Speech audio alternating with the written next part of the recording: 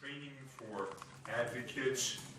And I must tell you a little bit about the history, because this is with the Battered Mothers Custody Conference. And I remember the first conference 11 years ago, which was just a small group of protective moms and an even smaller group of professionals trying to help them. And one of the things we noticed at the time, and one of the things the protective moms complained about, was that they were not getting the help and the assistance of advocates that they needed. And I know that that's improved a great deal since then. And I know Mohana and I reached out to the domestic violence community, and this response is really very gratifying. So I thank you for coming. In case you don't know, my name is Barry Goldstein. I will be starting this. Just a few announcements first. I'd ask everyone to turn off or turn down cell phones. You know, when I teach a Battle program and I say that, I tell them then we know you don't want to miss anything, but today it's actually true. If anyone needs them, there are bathrooms out and to the right. What we're going to do, I'm going to do my presentation and then Rita Smith will speak. Then we will take a 10-minute break in case you need the facilities or to make a call, whatever, and we'll come back. And Kathleen Russell will be presenting this morning. And then we're going to leave time so we can have a discussion with you, so we can take your questions then. And we will have a half hour, 45 minutes at least to do that, so that we can respond to your questions. Okay, I'm really happy to be here today. I actually went to school undergraduate at GW, and after 4 years, this is the only way I could have gotten into the law school. Okay. What we are talking about today is a tragedy in our country.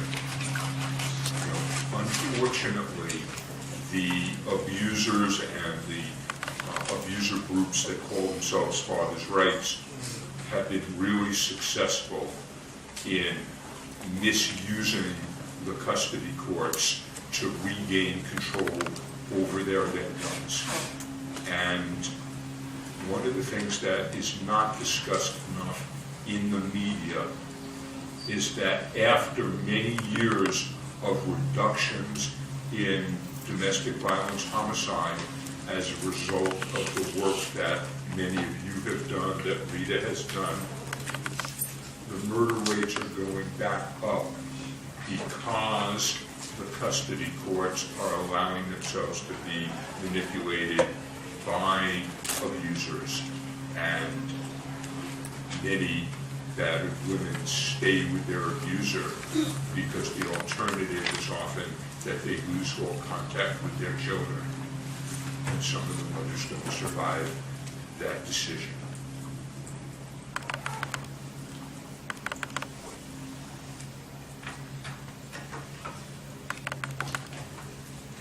Every year in our country, I should say that, in a recent 2-year period, we found news stories about 175 children murdered by fathers involved in contested custody.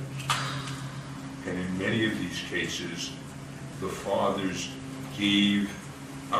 judges gave the fathers the access to the children that they needed to murder them.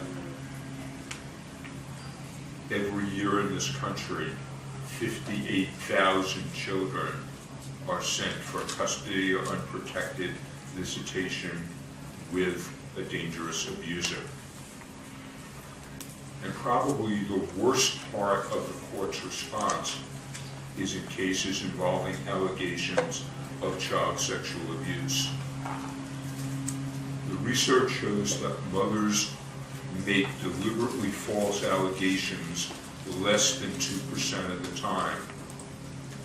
But in our custody court system that doesn't want to believe a father could molest a child, 85% of the cases result in the alleged abuser winning custody, which means that the courts are sending a lot of children to live with their rapists. Excuse me, sir. I'm so sorry. Will these slides be available, or will these slides be available, or should we take great notes? Okay. The question is whether the slides will be available. I don't have copies. At the end of this, you will have something with my email address. If you want to send me an email, I'll be happy to send it to you. Thank you. Just want to put what's going on in context. Most custody cases are settled more or less amicably. Even cases with abusive fathers, they have hurt their children by hurting the mother, but they love their children and wouldn't deliberately try to hurt the child by separating the child from their mother.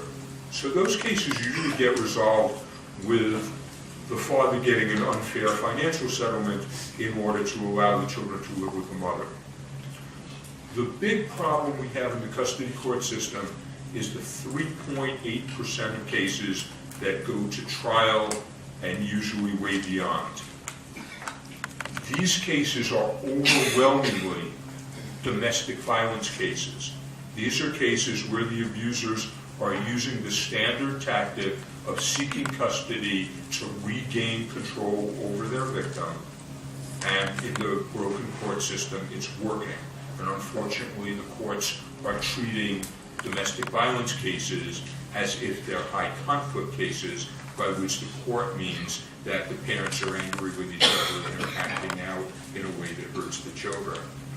So what we see constantly is, instead of pressuring the father to stop his abuse if he wants a relationship with the child, something that would benefit everyone, the courts are pressuring the mothers to cooperate with their abuser, and if she insists on trying to protect her child, which any good mother would do, she is often very severely punished for doing the right thing. And so we need to be aware of that.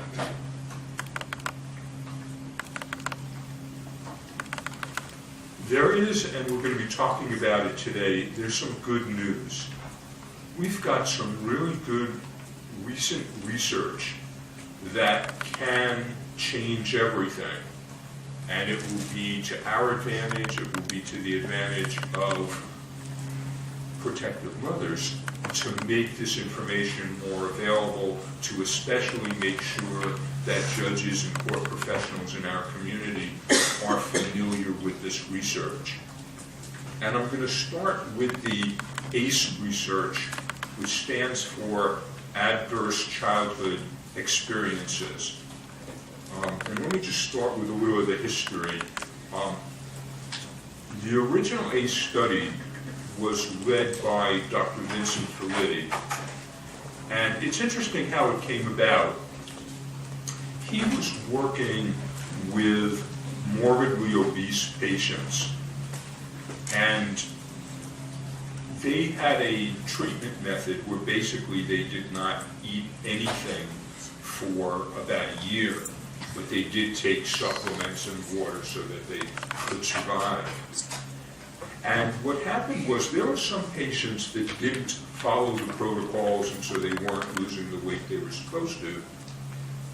But what was interesting to Dr. Felitti was that the patients that dropped out of the study were patients who were successful, who were following the program, who had lost a lot of weight. And when he investigated that, what he found out was that those who left had a childhood history that included a variety of traumas, particularly sexual abuse and domestic violence. And what he came to understand was that the excess weight that doctors were viewing as the problem were viewed by the patients as protective, that it would mean that they'd be less likely to be hurt. And so that led him to look at whether this was a larger issue. And they did a really wonderful study working with the Centers for Disease Control. It was like 17,000 plus patients involved, middle-aged, middle-class, talking about what happened in their childhood. And so there was no reason for anyone to make up allegations. We could get away from this, oh, they're making it up. There's no reason for that. It's a confidential study. It's just for the benefit of the researchers. So what the study found, and what's really important for us to know, is that children who are exposed to domestic violence, child abuse, and other traumas have more illnesses and injuries as children and as adults. In other words, this will impact them the rest of their lives, and their lives will be shorter. The more types of traumas they're exposed to, the greater the effect. And one of the things the ACE study found is that the impact is cumulative. So if they experience domestic violence and then they're directly abused, that multiplies the risk exponentially. It's hard to imagine anything that goes more to the heart of the best interests of children. We're talking about their health, we're talking about their safety, we're talking about how long they're going to live. That's what this is about. And what's really important to understand in terms of the ACE study is, how does it happen? How is it that a child watching his father mistreat his mother would get cancer or heart disease or diabetes or many other problems? Because how it happens really should tell us how do we respond. And you know about domestic violence. You know that these are tactics that are used by men to coerce and intimidate and scare their partners. And sometimes it's physical and sometimes it's not. But the pattern of these tactics is designed to make her live in fear, so that she knows that if she does not do what he wants, that he will in some way punish her. And so he wants her to do what he wants, not because he's convinced her by logic or by compromise that that's the way to go, but because there will be a penalty if she doesn't do it. And one of the problems we have in the court system is they want to look at each incident separately, and they want to look at physically what happened. And in doing that, they miss the purpose, they miss what's going on. So that often we'll have cases where the mother hit back out of frustration or self-defense, or the father said she did. And so the courts are creating this false equivalency. But what really needs to be looked at in terms of how it impacts children, when she did that, the child wasn't afraid. There wasn't something scary about it. So that's not the problem. Neither the child nor the mother would be living in fear if the mother did something like that. But when the father is engaged in a pattern of tactics designed to coerce, designed to instill fear, that creates stress.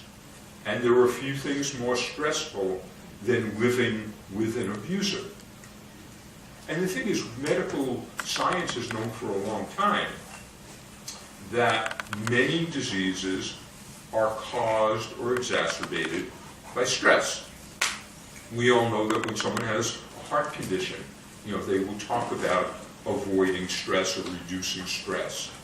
So that stress in and of itself is a problem that leads to many common diseases. Stress also causes the release of pro-inflammatories. And many of you may have known about taking anti-inflammatories for some medical problem. These are pro-inflammatories, they cause problems. And so living with the stress, the pro-inflammatories go into the bloodstream. And you may not notice this for 5, 10, 20, 30 years, but over time they cause problems.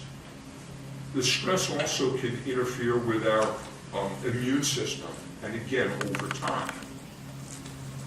The stress can also lead to sleep problems and eating problems, which again cause many other problems. They can cause mental health issues like depression or PTSD. And what happens with all of these different problems is they interact with something. So if you have a physical element and then you have depression and you may not take proper care of yourself. And so each thing multiplies the harm. So that it's really important to notice that and to understand that that's the risk. Because if you think about it, how would you define domestic violence? And the answer really might be, for what purpose are you defining it?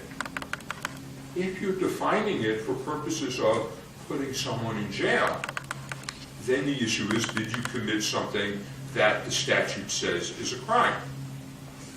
Too often the courts, when they're deciding custody, use that standard.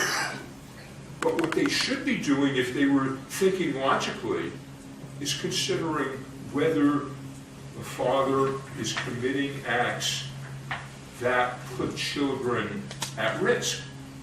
Because that's the purpose, it's to protect children. And what's important about that is that the ACE studies show that it doesn't require physical abuse to create these health risks. And yet routinely we see unqualified court professionals dismiss allegations of abuse unless they're involved very severe physical assaults. What the ACE study says is that that's a mistake, because it's not about what's harming children.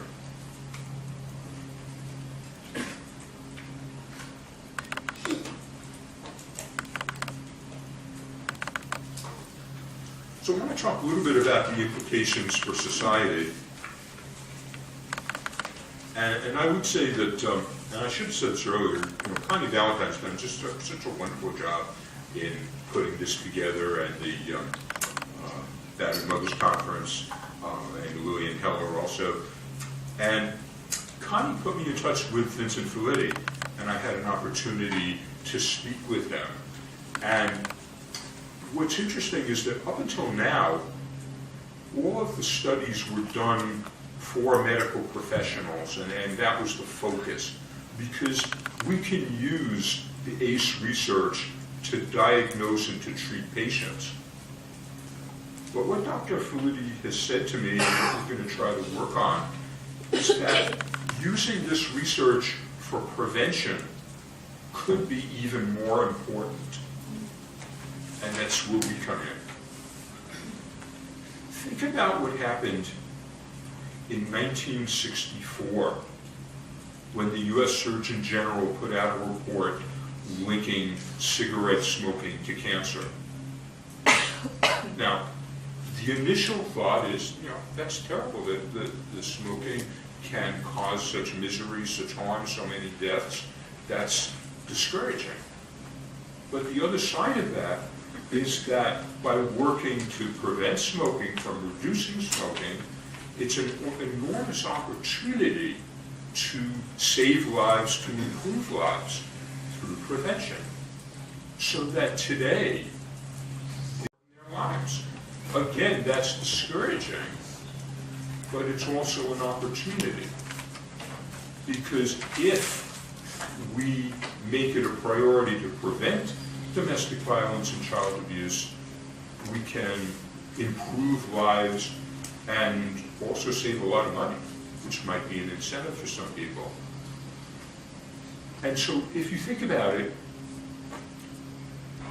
any charitable organization that is working to reduce not only a lot of diseases, but also societal problems, drunk driving, substance abuse, animal abuse, a variety of problems, sexual abuse issues. If we could prevent domestic violence and child abuse, that would be a big part of their work. So what we are going to do is we're going to contact these various charitable agencies and ask them to include work to prevent domestic violence and child abuse as part of their work to end the disease or a condition in society that's a problem. Now think what that would mean. Imagine the NCADV suddenly has the Heart Association and the Diabetes Association and all these other agencies as allies. Imagine if some of those groups were contacting Congress to support VAWA instead of just us. It's going to make our work a lot easier, and it's going to make things different. So it's interesting to see how we can use the ACE studies in some really fundamental ways.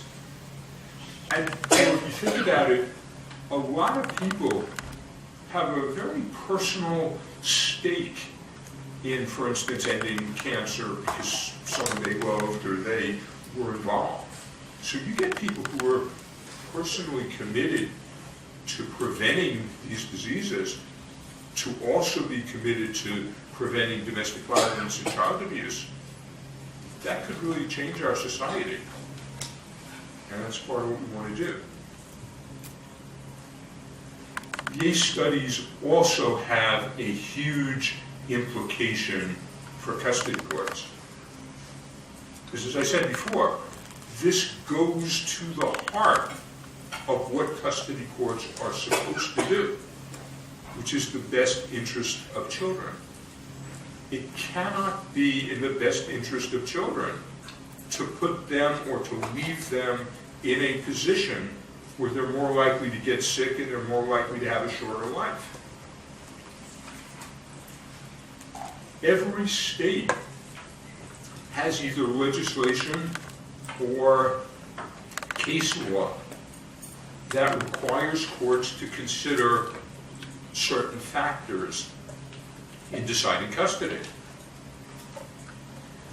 And many of those factors are less important than the health and safety of children. And right now it's at the court's discretion so that there's no accountability. If the judge says, I focused on this factor, no one can say, but the child's in danger of being killed or injured or getting sick. But this ought to change that. And in fairness, I don't think there's any judge that wants to hurt children. And certainly we want to say that to them. But they have been listening to professionals who don't have this research, who don't understand domestic violence, and so they've been listening to a lot of misinformation. I think that when we get judges to understand the risks, many of them will act differently. Not all of them, there are some that won't listen. But I think it will make a difference. And if more judges are doing the right thing, the bad judges will stick out more in ways that may make it easier to discipline them or might embarrass them to stop doing at least the worst of what they're doing. One of the things that's important about the ACE studies in this regard is, in the ACE studies, there is a really wonderful book by Dr. Kathleen Kendall-Tackett. And I had a privilege of speaking with her, and I asked her, once a child is exposed to some of these traumas, is there something we can do for the child while she's still a child, not wait 30 years when she's sick? Is there something we can do that could eliminate or reduce the risk? And she said there was. We can get therapy for the child. We can have medication like anti-inflammatories. There are things that can be done like exercise to reduce stress. And most important, we can prevent additional stress. None of this is going to work if she continues to be exposed to stress. So what that means is that if the focus is on the well-being of the child, it is critical that the safe parent be the one making medical decisions. Because the abuser, number one, is going to dismiss the idea that what he did has caused the problem, and is not going to want the child in therapy because the child might reveal something. So the safe parent has to have decision-making on health. And the other thing, as we said, is that the child has to be safeguarded from further abuse. We can't start the healing if every weekend or whatever the court arranges, the child is exposed to still more abuse. That has to stop, and it becomes really important to do that. Okay, we're talking about a serious subject, and I know in your work you're dealing with a lot of difficult kinds of issues, and I want you to know that there are rewards for the work that we do. And some of the rewards are, in terms of helping people, but some of them are more tangible. And I want to tell you that this December I met Kaylee, and Kaylee is beautiful. And somebody told Kaylee about the work I'm doing to protect women and children. And this is her response.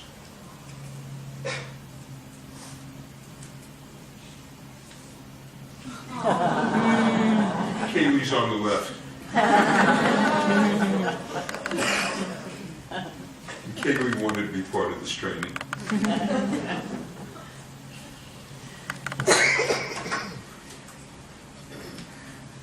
And I just want to mention that the ACE study comes from the Centers for Disease Control, so it has tremendous credibility.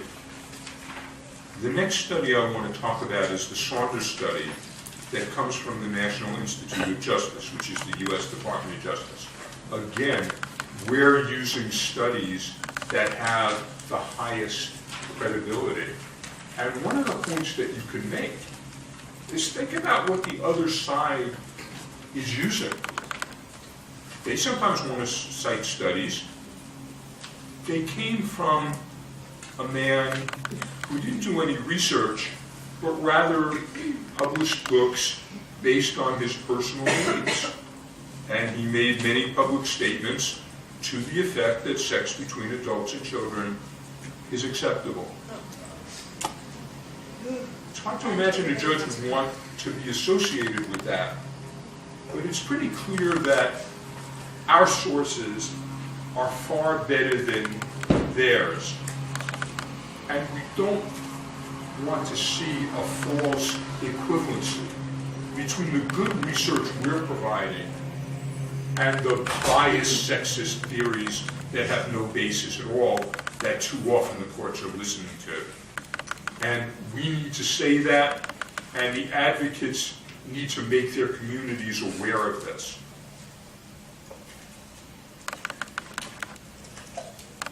Now, the Saunders studies, the purpose was to look at the training for especially evaluators, but also judges and lawyers.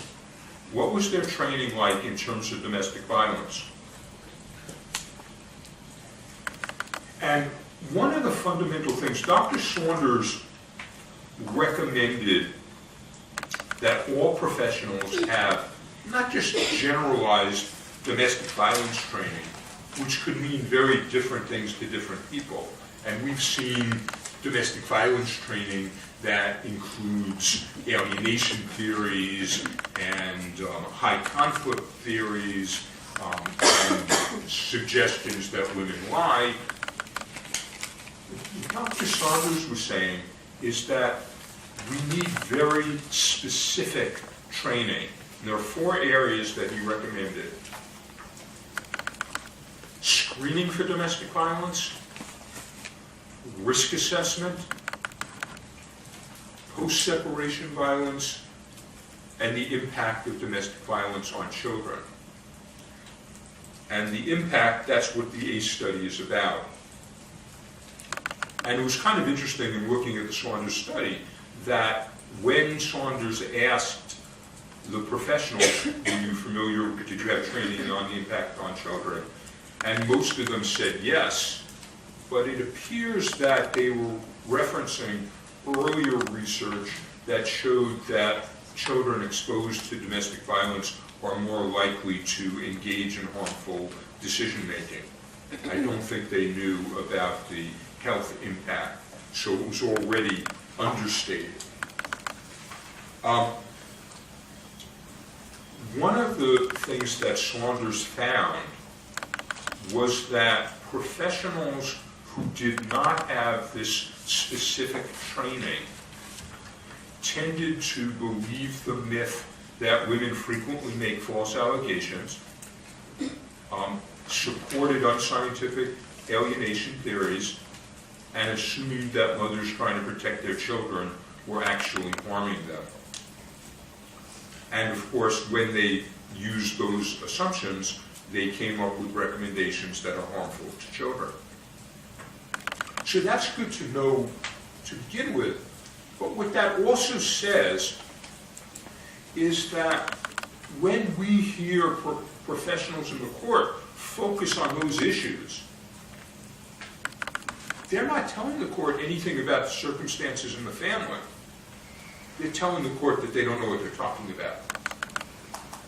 Of course, someone has to point that out. That's, for those of you who are taking the certificate training, that's going to be you. The court needs to hear this. When the court is focusing on mistakes and false assumptions, that really says something. And especially when we're trying to change a decision, that would be helpful. Saunders also found that there is now a specialized body of scientific research about domestic violence that could inform court decisions. But unfortunately, too often the courts are not taking advantage of it. And we routinely see unqualified evaluators, asked about the research and they don't know, but the court is not discrediting them because they don't know about this research. And we need, again, to point that out. Saunders also found that we are not requiring supervised visitation often enough in domestic violence and child abuse cases. One of the parts to the Saunders study that excites me the most is really at the heart of the Battered Mothers Conference. Because for those of you who have been to some of them, these are mostly mothers with the extreme cases, and we've heard these horrible stories over and over again. And Dr. Saunders had a name for it. He called these harmful outcome cases.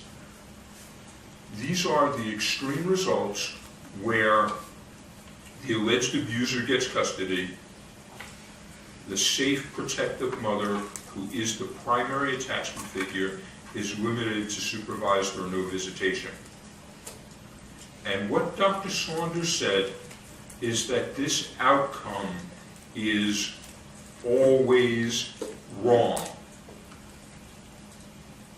And the reason we know it's always wrong, it's not impossible that the mother made a false allegation, although it's rare. But it wouldn't justify the extreme measure, because the harm of separating a child from their primary attachment figure, a harm that includes increased risk of depression, low self-esteem, and suicide when older, is greater than any benefit the court thought that they were creating. And in most of the cases, these extreme outcomes are a strong indication of very flawed practices. So in many of these cases, the opposite result would have worked much better for children. And so when we are dealing with a case where a court imposed this kind of harmful outcome, this research can be used and should be used to change the result, because there's no justification for what was done.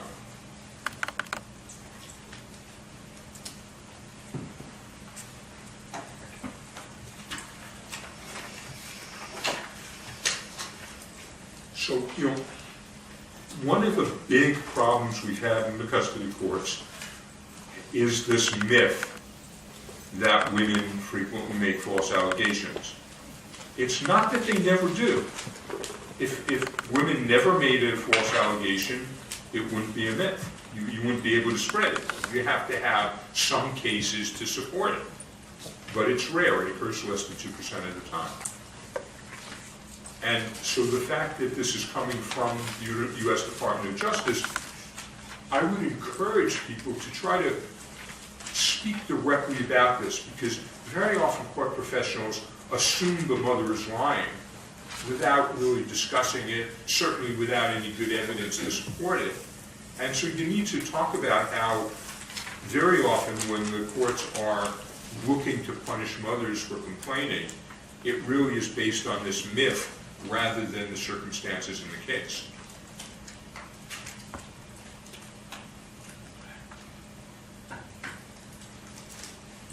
And as we said before, the biggest problem is with sexual abuse cases, because courts just do not want to believe that somebody who has been successful in other parts of their life could do something so horrible. And routinely, attorneys tell their clients, don't even mention sexual abuse. I mean, getting them to talk about domestic violence is hard enough, but sexual abuse they don't want to touch. And in a sense, they're right, because the court's response is so negative to it. But it's interesting, within the ACE study, they asked the participants, were you sexually molested as a child? 22% said yes. Now think about this for a second. These are people who experienced this 30, 40, 50 years ago. There's no reason to lie about it. It's a confidential study. In many cases, the abusers are dead. And yet they said this. We can be really confident that those who said they were abused were. And there are probably some who did not say it either out of embarrassment or because they used defense mechanisms so that they don't remember. So that we know, and we can be confident that probably at least 25% of children in this country are sexually molested.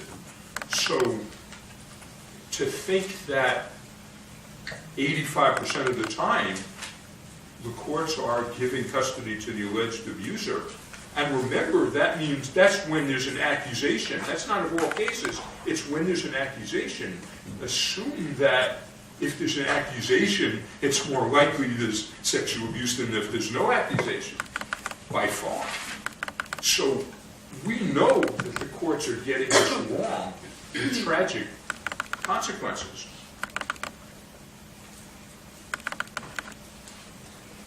Now, and there's another tidbit in this Saunders study that's just for you. and it's something I've been saying long before Saunders, but really is important, and we need to emphasize it, and this will be especially important in the training this afternoon. What Dr. Saunders did was he asked the judges, lawyers, and evaluators if they have training in the 4 areas that I mentioned. And I would start by saying that Dr. Saunders mentioned it's not a random sample.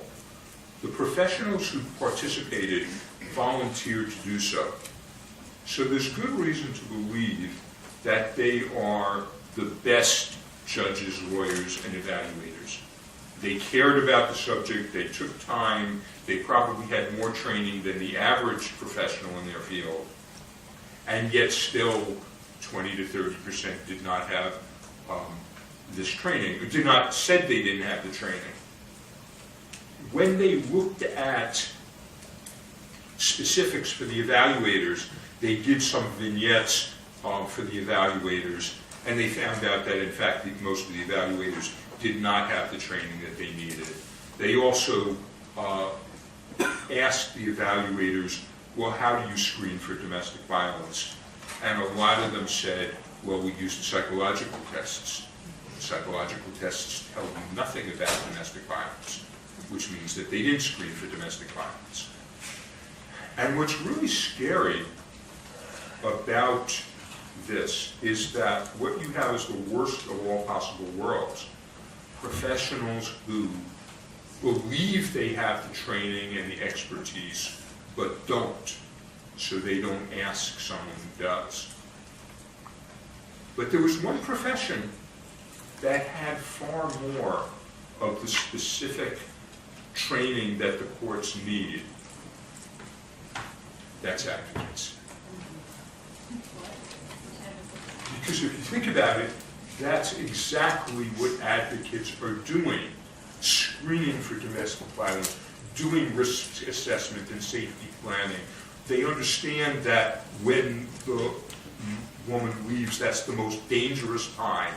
Whereas we get evaluators who think, well, the relationship's over, even if he hit her, it's no further problem.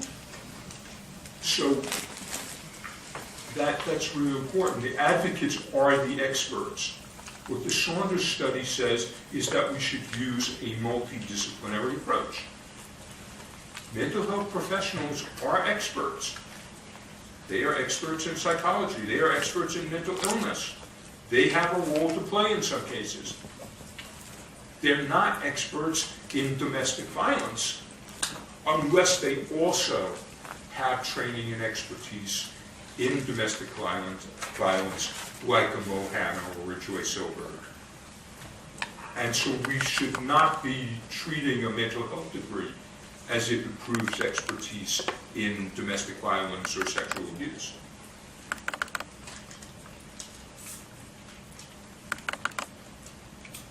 Okay, if anyone wants to reach me, it's my email. I will be here throughout today and tomorrow. My websites, I have a lot of articles that you might find helpful. And happy to help in any way I can. Okay. As I said before, after the first Battered Mothers Conference, Mo Hanna and I reached out to the domestic violence community, and we developed relationships with many people. And so today, I'm really happy that our leader, Rita Smith, is here. So I have to tell you, and I've said this elsewhere, I've been in trainings with Rita. I see the commitment that she has, the understanding that she has to helping protective moms. And whenever Mo and I have asked for anything, Rita has been there, and I really appreciate that. And so I'm going to turn it over to Rita Smith.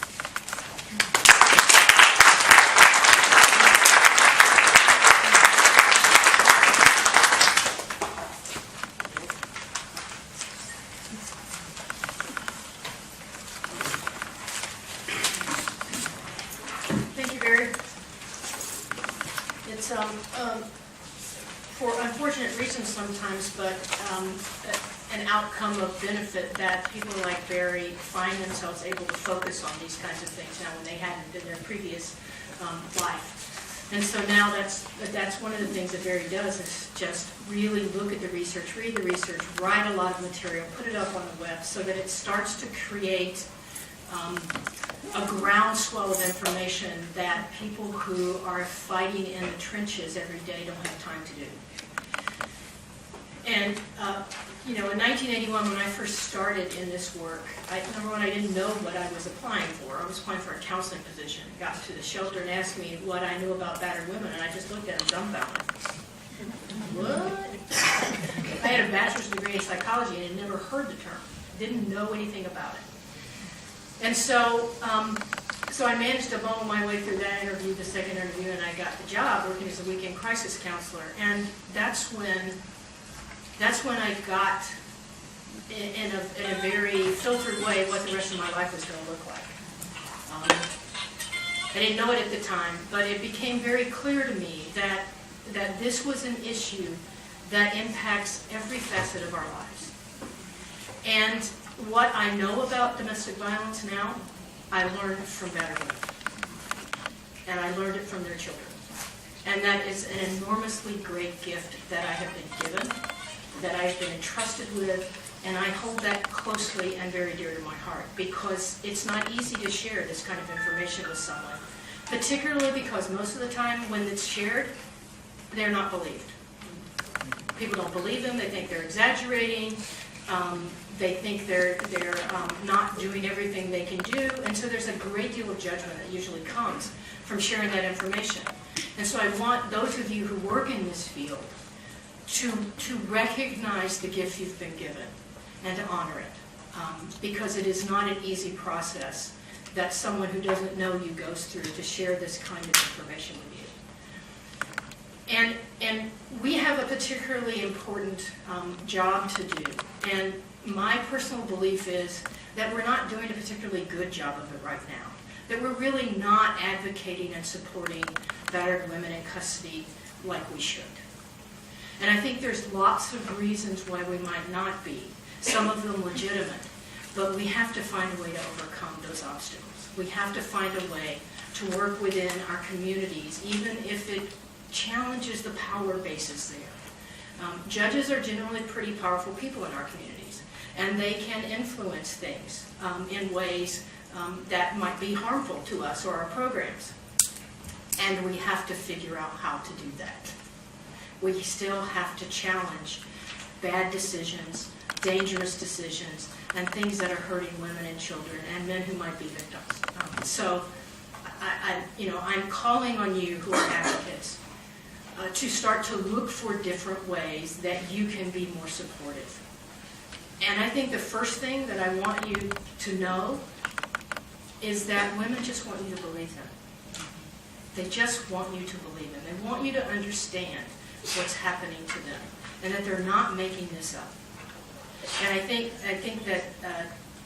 that in the courtroom, my belief is that everybody in that courtroom, including sometimes her attorney, comes to the table believing that women and children lie.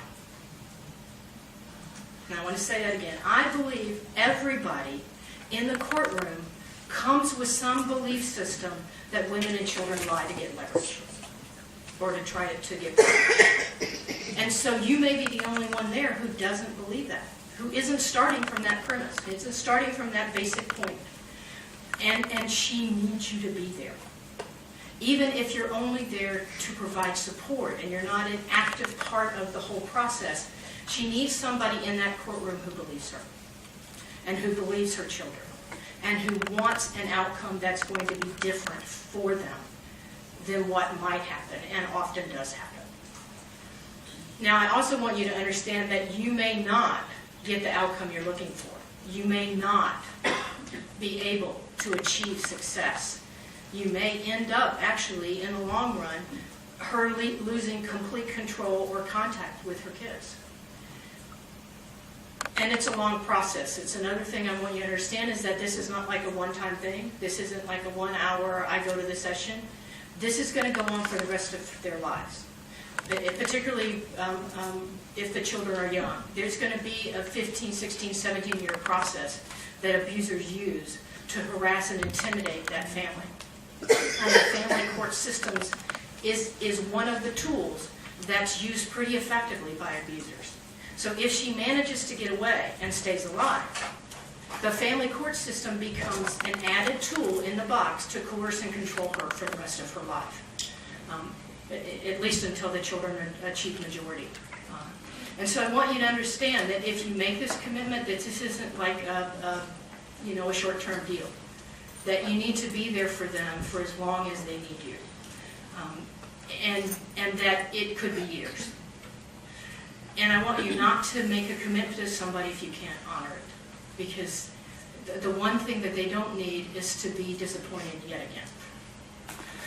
So if you're going to step up and stay. And I think there are strategies that you can implement in your communities to make sure that the outcomes get a little better with time. So as an advocate in your community, one of the things that you need to do is you need to know who are the people in the family court system every day. Who's there? Who's the judge? Who's likely going to hear the case? Talk to some attorneys who are in front of them all the time, because those attorneys can tell you what that judge usually does, what that judge wants to hear, how that judge likes people to treat them, how that judge prefers information presented, so that you are as prepared as you can to get information to that judge in a way that's really helpful and will be respected in some manner. There are some who are particularly heinous and you may not have any success with, but there are others that I think are really, most of them I think are intent to do a good job. And as Barry has told you, are very educated and they think they know more than they do. And so they come at it from a basis and a premise of believing that they have as much information as they need. You just need to make sure they do. Whether they believe they do or not, you just need to make sure they have as much information about this particular case as they have. Find out who the attorneys are who do family law, and also do family law from a perspective of having understood domestic violence. Now, there's a group of attorneys who represent fathers all the time. They're all over the place. And that's probably not the group you want anyone being referred to.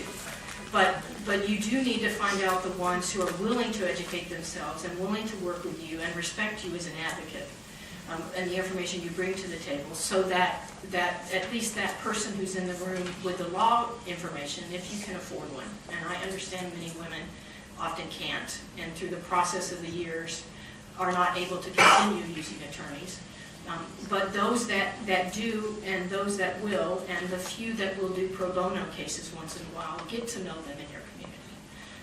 Understand what it is they need and how you can be helpful, because there may be things that you and the women you're working with can do to prep the case to save money.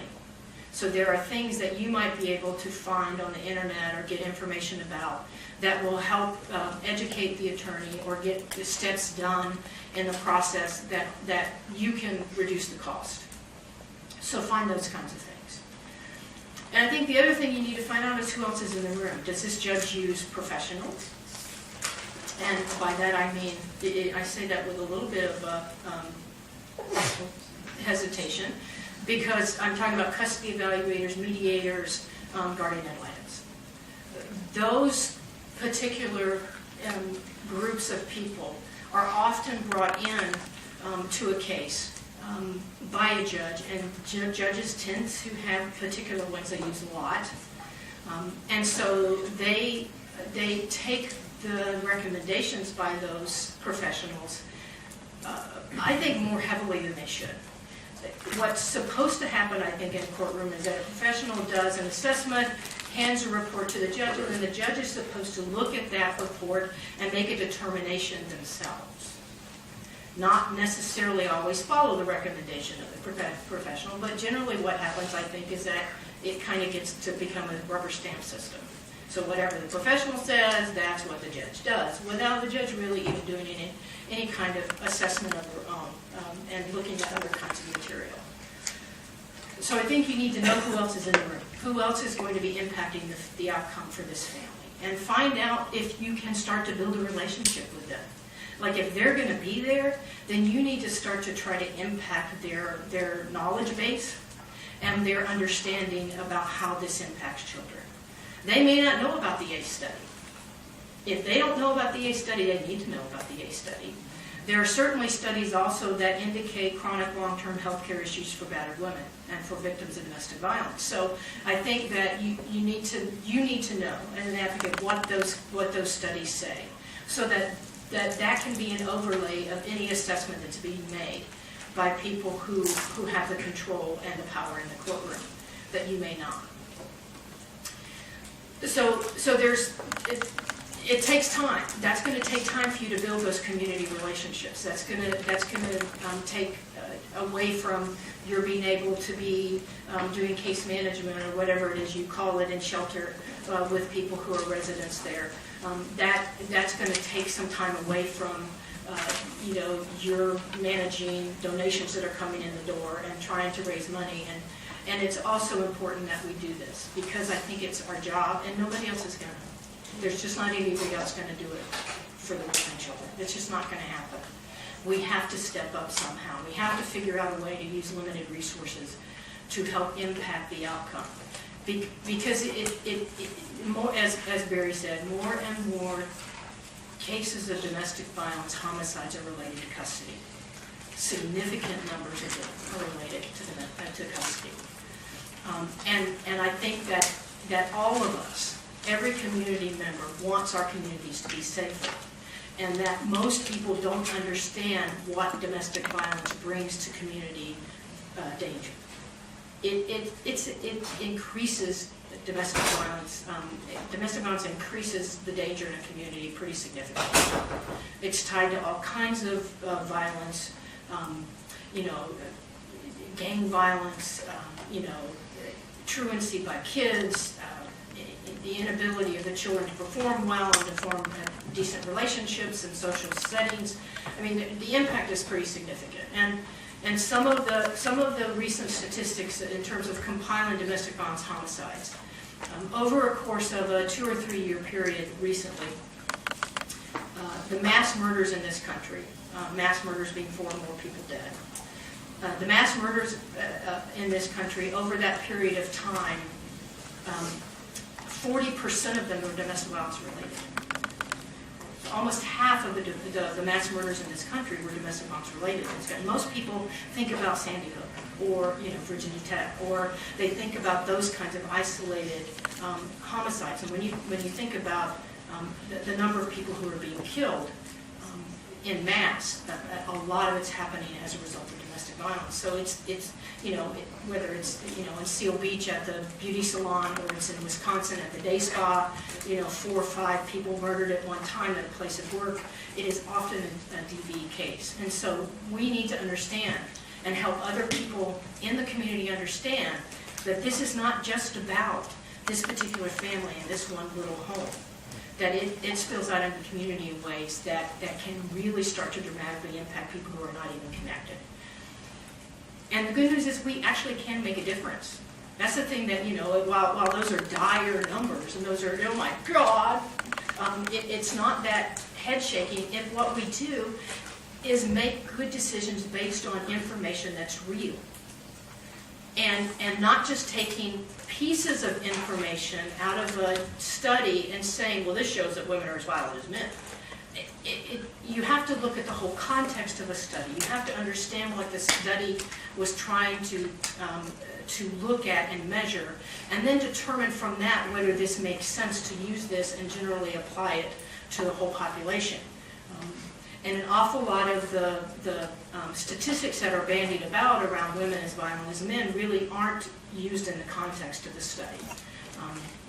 You pull it out and it looks dramatic, but the reality is that when I talk to shelters all over the country, and there's well over 2,000 of them in this country, and we tend to hear from them a lot at the National Coalition, and they do provide services to men who are battered, but it's still not a significant number. And so I think we need to understand the reality of what the violence is. And we also need to be willing to take on work that is hard, it can be depressing. They cannot be the only voice. They cannot be the only person in the community who's saying, but Judge, this doesn't make sense if what our goal is to protect children. This doesn't make sense because if you allow this trauma to continue, their life is going to be shorter. Their health care is going to be increased in terms of need and cost. That is not in the best interest of the child. And those are, it's the terminology that gets used to. You need to understand, what does that mean? When people bandy about these terms like best interest of the child, my God, it sounds like a catchphrase to me now. It sounds like a Nike just do it. It's like, yeah, this is not a branding team we're doing here. We actually need to look at what's the best interest of the child. What will be better for this child in the long run of their life. And so you need to understand, what does that mean? What do you define as a best interest? I need to understand what you mean when you say that term. When you say high conflict, what do you mean by that? Because mediators may mean something different than GALs, guardian ad litems, and that may be different than what the psychologist means. When they say high conflict, the judge may think it just means they can't come to a decision. You need to understand, what do you mean when you say that? Because most high conflict cases, there's been allegations of abuse or domestic violence. It's not that these two people can't agree, because the reality is that about 90 to 95% of custody and divorce are generally decided between the two people. It may not be always easily or with great glee, but most people can decide what they're going to do and how they're going to deal with custody with their cases. The ones that end up in custody court are generally the ones that involve allegations of some kind of abuse. And that's not high custody, that's not high conflict anymore. That's dangerous. And we need to understand that we can't use... Our movement has been really privileged to have Kathleen Russell come in and help us with spreading the word about the tragedy that's going on, doing the lobbying, doing the promotions. She has had so many successes in making people more aware of the problem in the custody courts. We're very lucky to have her in our movement and to have her here today. And so here's Kathleen Russell.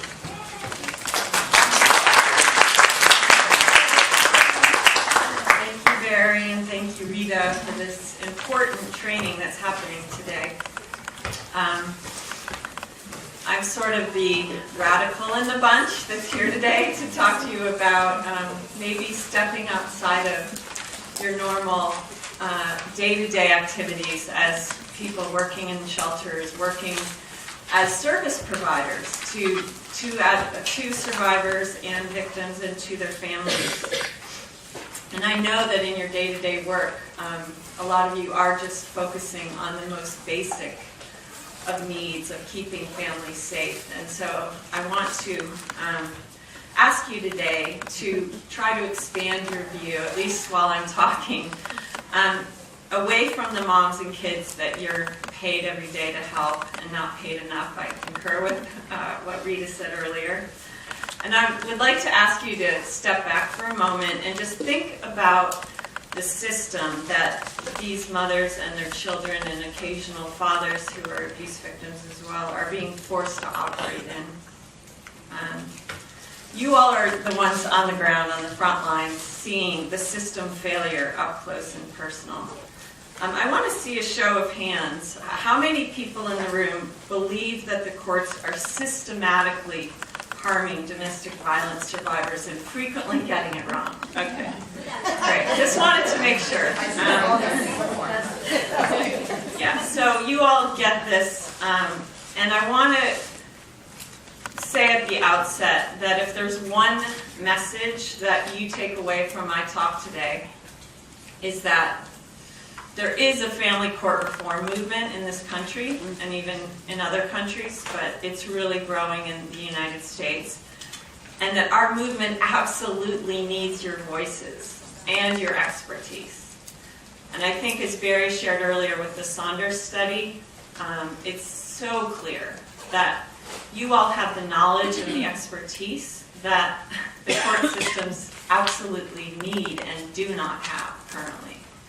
So those of you who are here to be trained as expert witnesses, please use that training and participate in the court process, because those of us, and I've been in this not as long as others, not since the 80s like Rita, and I know Barry's been at this long, and it's been, I think, about 8 years that I've been listening to the horror stories from survivors and their children on the front lines, getting phone calls, people desperately needing legal assistance, which my organization doesn't provide. We just advocate and agitate. And so there's a need for that.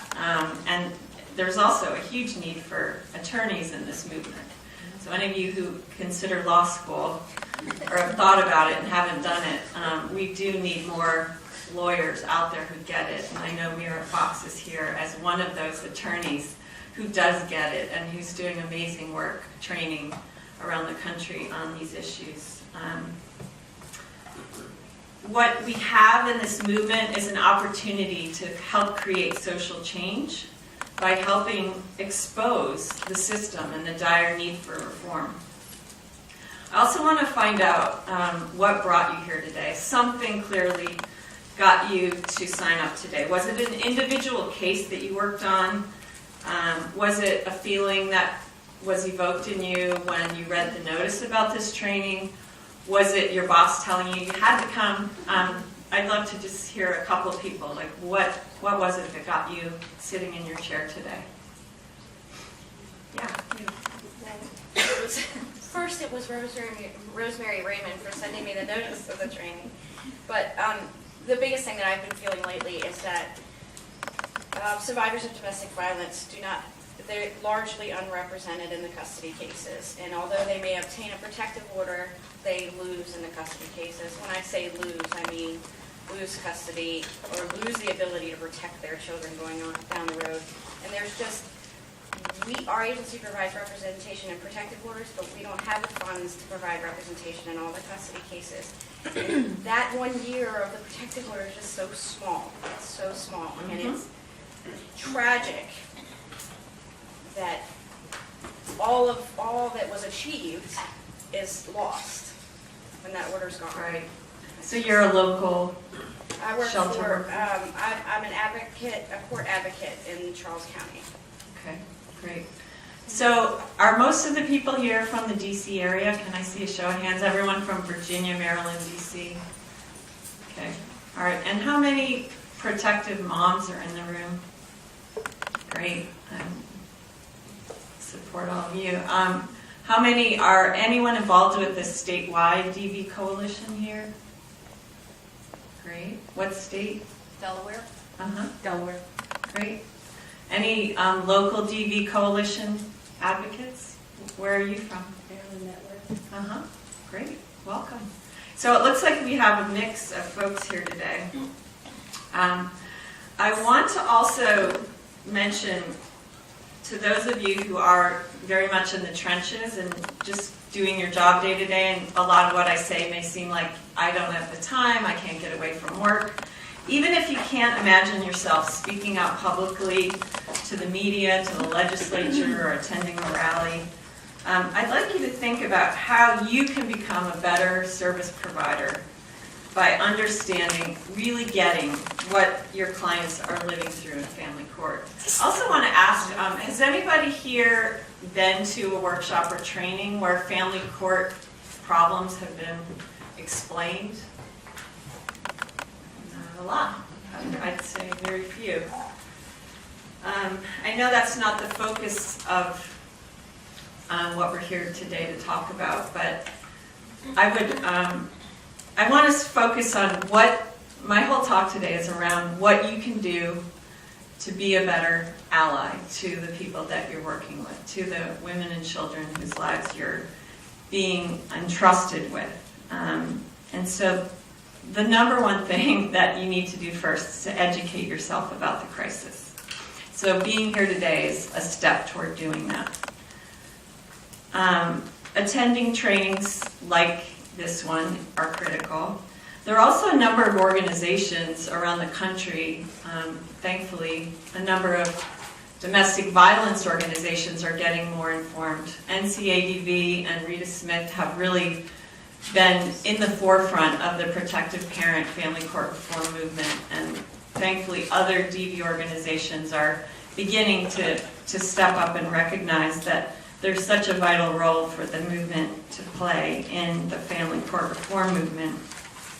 I'd encourage you to sign up for the e-newsletters that a lot of our organizations have. I'm with the Center for Judicial Excellence in California. The California Protected Parents Association also has a fabulous e-newsletter. Connie Valentine here in the front has been coming back to Washington, D.C. for how many years? 5 years now, to protest on Mother's Day and to give protective moms a positive, empowering thing to do on Mother's Day when they can't be with your children, or their children rather. Child Justice is an organization in the DC area which has a fabulous newsletter, and they're constantly monitoring the news for protective parent and family court related issues. It's a very important resource for you to be aware of all the cases that have a family court component to them, and I'm going to talk a little more about that in terms of specific strategies that you can do as advocates.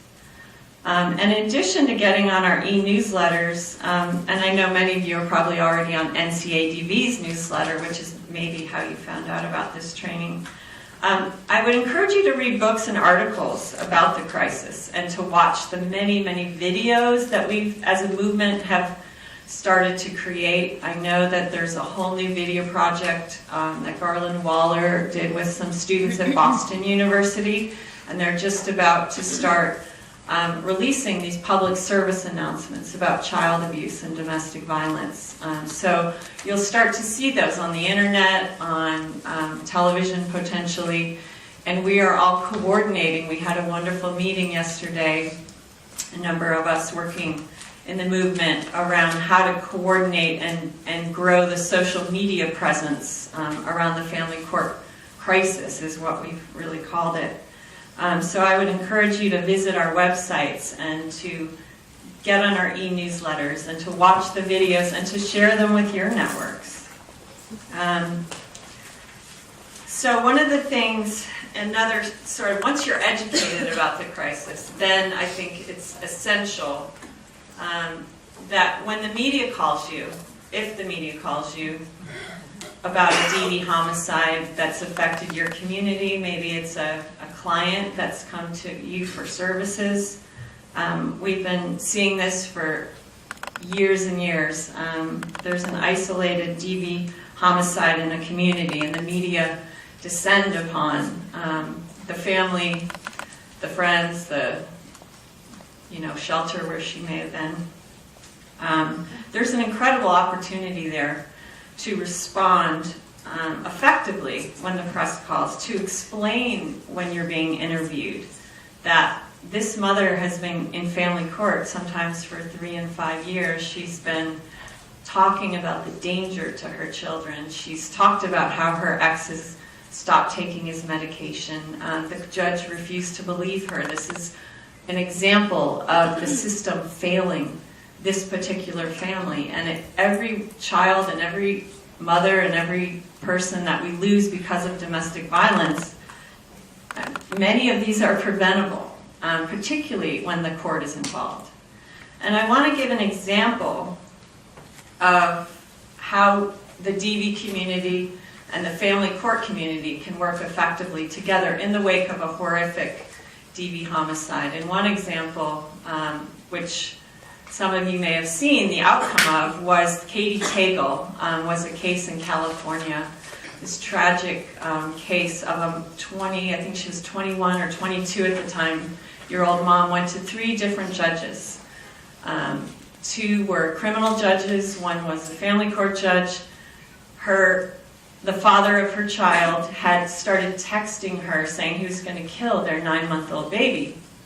She had text messages. He'd actually created a website where he said that this was going to, he explained how he was going to murder their child. And all three of these judges said, we don't believe you, you're making this up, you're fabricating. One of the judges even threatened her that he would take her son away forever if she continued to make these false allegations. I mean, he showed a complete disregard for everything that you all know as those working in the movement around the dangers that were there because she had left him. And she'd started recently dating someone, and that's why she was at increased, she was really agitating her mentally ill father of her son.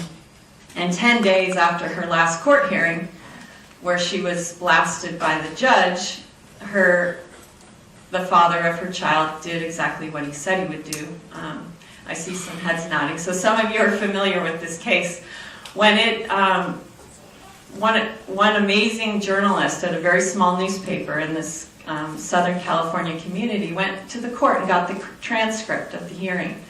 And we were able to see in black and white, I mean, there was no mistaking how this judge had been so biased and had really, been a part of what happened and could have stopped it. So there was a community outcry. Hundreds of people protested at the courthouse, and Rita called me and said, I'm just sick of hearing about these cases. Let's do something. And so I wrote a press release, and NCADV put it out on the PR Newswire. We got tremendous amount of traction around the country. And most interesting is the Dr. Phil show called and said, we want to do a story about this. And I had watched Dr. Phil before. I know he's not been the best on domestic violence. I've watched him blame victims and not believe victims on the air. And so when they said they wanted to do this whole show about Katie, I got very protective, and I sort of said, we're not going to work on this unless, you tell the story the way it needs to be told. And as fate and God would have it, the producer that was assigned to work with us had done a show about moms fleeing to protect their children years earlier, which I believe Connie and CPPA, their phone number had been put on the screen. She was now at the Dr. Phil show. She said, you tell me how you want the story to go and we'll make it happen. And so they filled the room with protective mothers who understood what was going on. They put photos of dead children who we had identified who had been killed because of family courts not believing their mothers. And they had experts on, and they had amazing testimony. And a mom from Chicago who heard about the show told me that her kids had just been killed. Amy Lichtenberg, who's become a real advocate for mothers who've lost their children in this way. She got to speak at the end of the show and share her story. And so we were all very excited, and it was a very powerful hour of television. And they didn't victimize Katie through the process. It was amazing how they did everything we wanted them to do. So there was an example, a big one, of how we were able to take a tragedy and make something positive out of it. And they even called the show the Family Court, or the Crisis in the Family Courts, which is what we had been calling it. So on a smaller scale, when there's a community crisis and a DV homicide in your community, you are spokespeople. You have an opportunity to point to the court if that's something that you're able to do. Another tool available to each person in here is your local newspaper and writing op-eds. I'm going to talk a little bit about some of our legislative advocacy. And we, Connie and our organization in California, partnered to get some state legislation passed 2009 and 2010.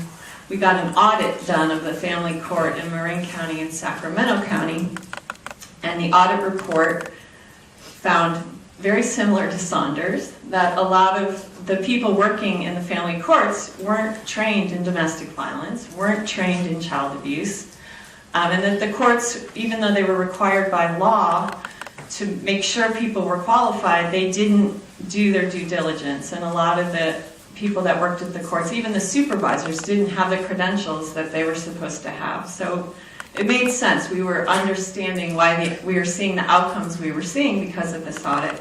Well, when the audit came out, our local court and presiding judge, amazingly to us, said, "We've been vindicated. The audit shows that there were no problems and there were no children being protected or being harmed in family court," which actually we had tried to get the audit to be about the dangers to children in family court, and the Judicial Council of California refused to let the state auditor look into those safety issues. So we were forced, if we wanted any sort of audit, to just focus on the credentials of custody evaluators and guardian ad litems, or what we call them in California, minors counsel. So that's what we're up against. We've been seeing that across the country. Whenever there's an opportunity for the court to weigh in, more often than not, they're completely whitewashing and lying about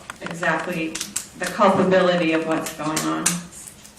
As a side note, the good news about the Katie Tagle case is that there was someone who ran against that judge and ended up unseating him within a couple of years after Wyatt was murdered. So that was an amazing outcome for that local community, is that they got to see their activism and their speaking out and their protesting actually had an impact, and that judge was removed from his duties in that community. So writing op-eds, that's something I did when the court said, we've been vindicated. I thought, wait a minute, this deserves a response. And so, most newspapers will give you 600 to 800 words where you can write whatever you want to write. And the best way to get it published is to tie it to some news that's happening in your local, to talk about domestic violence and to tie in the challenges and the crisis in the family courts when they're able. So if you don't have the time to write 600 or 800 words, there's letters to the editor. Those are very often read in community newspapers, and if you have a coalition, a local countywide DV task force, you can write a sample letter, send it around via email to your colleagues and say, everybody tweak this, make it personalized, but let's start writing some letters to the editor. That can really not only show people that read the newspaper that there is a community that cares about domestic violence, that maybe sees things differently, and that's pointing to the problems in the family court, but it can drive the coverage of the local newspaper. If they start getting a bunch of letters saying the same thing, they might actually open their minds a little bit to see more about what's going on. So that's sort of the media opportunities. The other opportunity for advocates is to lobby and advocate on policy issues. Getting involved with the state coalition in your state. Every state has a DV coalition that is setting policy priorities and lobbying and pushing through legislation that's going to help survivors, that's fighting legislation that's damaging to survivors. You have an opportunity to participate in that coalition, to sign up for their annual lobby days, to help bring to them your ideas about policy changes that might improve the outcomes for survivors and their children. And in California, I want to emphasize how little it takes to actually have an impact. And not to minimize all the work that we did, but we were 4 or 5 people in California, which is not a small state. And we just, for a couple of years, would go once a week and set up meetings with state lawmakers and bring our little red packets and our DVDs of videos that we'd done about the family court crisis, and we started to meet the staffers at the legislature and talk to them about the family court crisis. And we picked those who were working on the Judiciary Committee, which oversee the courts, and we just went. And Connie and CPPA had been doing this for years. They were the real pioneers. And then Center for Judicial Excellence came in, and we started partnering and going to the Capitol and actually reaching people, in part because what we shifted in our strategy was not to talk about individual cases, which, you know, the media and lawmakers for decades have been telling mothers, it's he said, she said. I don't know who to believe. We said, no, this isn't about individual random cases. This is system failure. And the system is broken. And you, as the state legislature, need to fix the broken system. And if you sponsor our bill, we'll get the media to cover what a wonderful person you are for sponsoring this bill.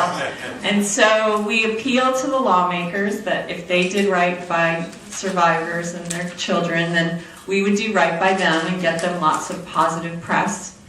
And the media, who to that point been very reluctant to talk about family court cases because they're so messy and there's so much bias, right?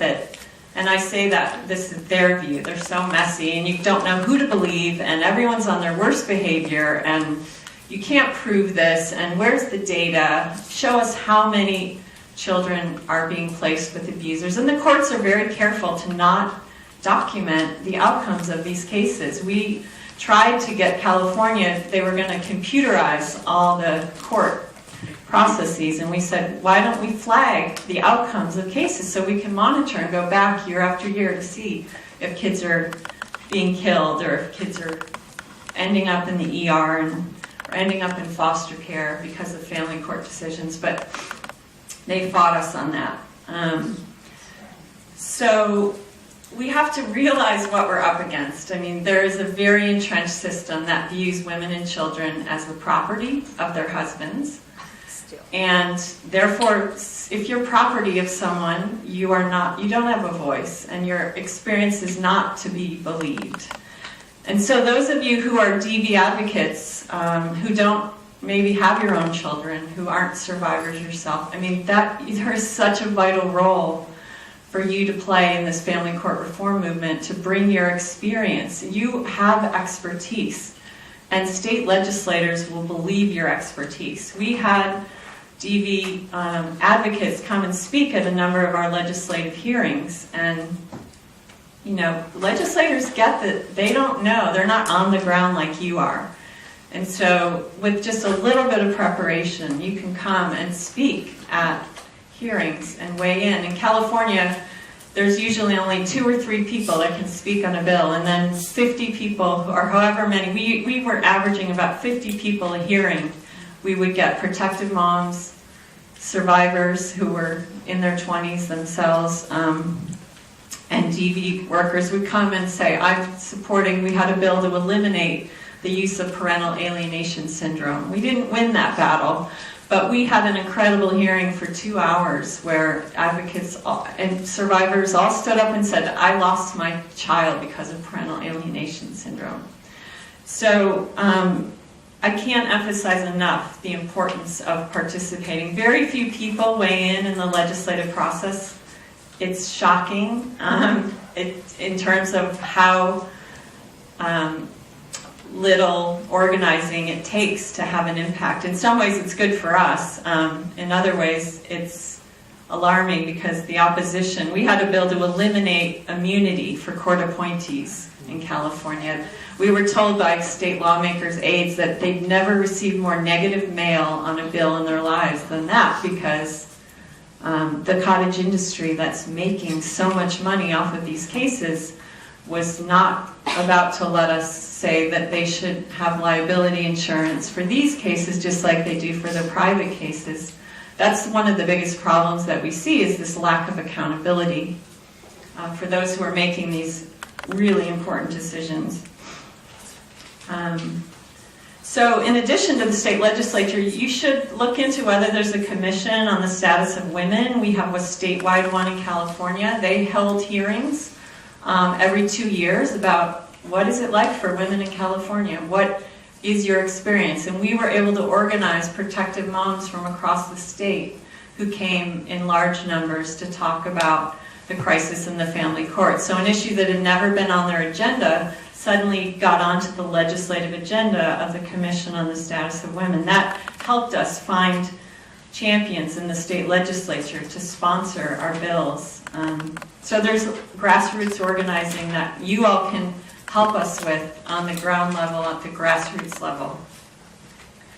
I also want to ask, since we're here today and it's Mother's Day weekend, which for the last 5 years has seen a number of us in the family court reform movement descending on DC. How many of you are aware that there's a protest at the White House on Sunday?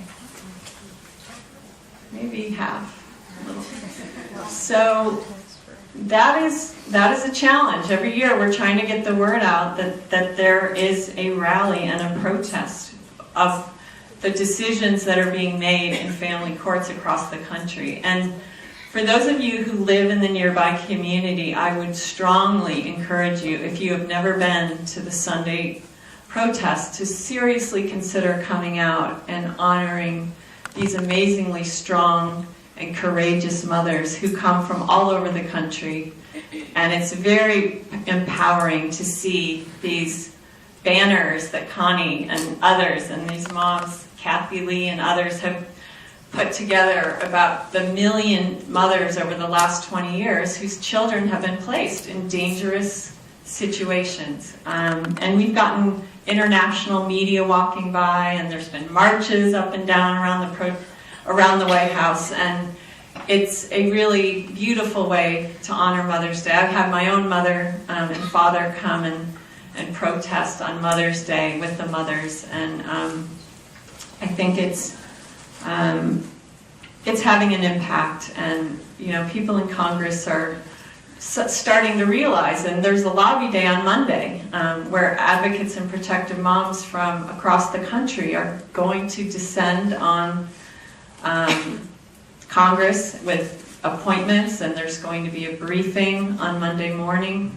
There's a lot of opportunities for you to plug in to the activities that are happening. I know tomorrow there's a day-long event from 9 to 5 in this room, which may also help you better serve your clients, which is helping mothers cope with the fact that they're not able to parent their children. Very specific tools from some of our movement's leaders. So if you can make it to that, if you can come on Sunday to the White House protest, if you can come on Monday to the legislative, or the briefing that's going to be happening on Capitol Hill. Sunday, what time and where? Sunday, what time Sunday. and where? Yeah, Connie, is it 11? 11 to 3-ish or 4-ish, right in front of the White House at 1600 Pennsylvania. Yeah, 1600 Pennsylvania Avenue. You'll see a number of folks in white t-shirts, mothers of lost children, and there'll be white banners, and you won't be able to miss us. Please give the time also for the briefing on Monday. Yes, the Monday briefing, 11 o'clock also 11 a.m., at 121 Cannon Building. 121 Cannon Building. It's 11 to 12:30. Yeah, 11 to 12:30. And there have been a number of briefings in the Congress over the last couple of years, so we are making progress in terms of reaching folks. Part of the challenge with family courts is that most of family court policy is set at the state level and not at the federal level, other than funds that go from the federal government to the state courts, which is something I know we've been strategizing for years, how to punish states that are allowing parental alienation and other of these dangerous theories to be harming so many children and mothers, how to stop that from happening. But there's a lot you can do at the state level where you live, and certainly the local level too.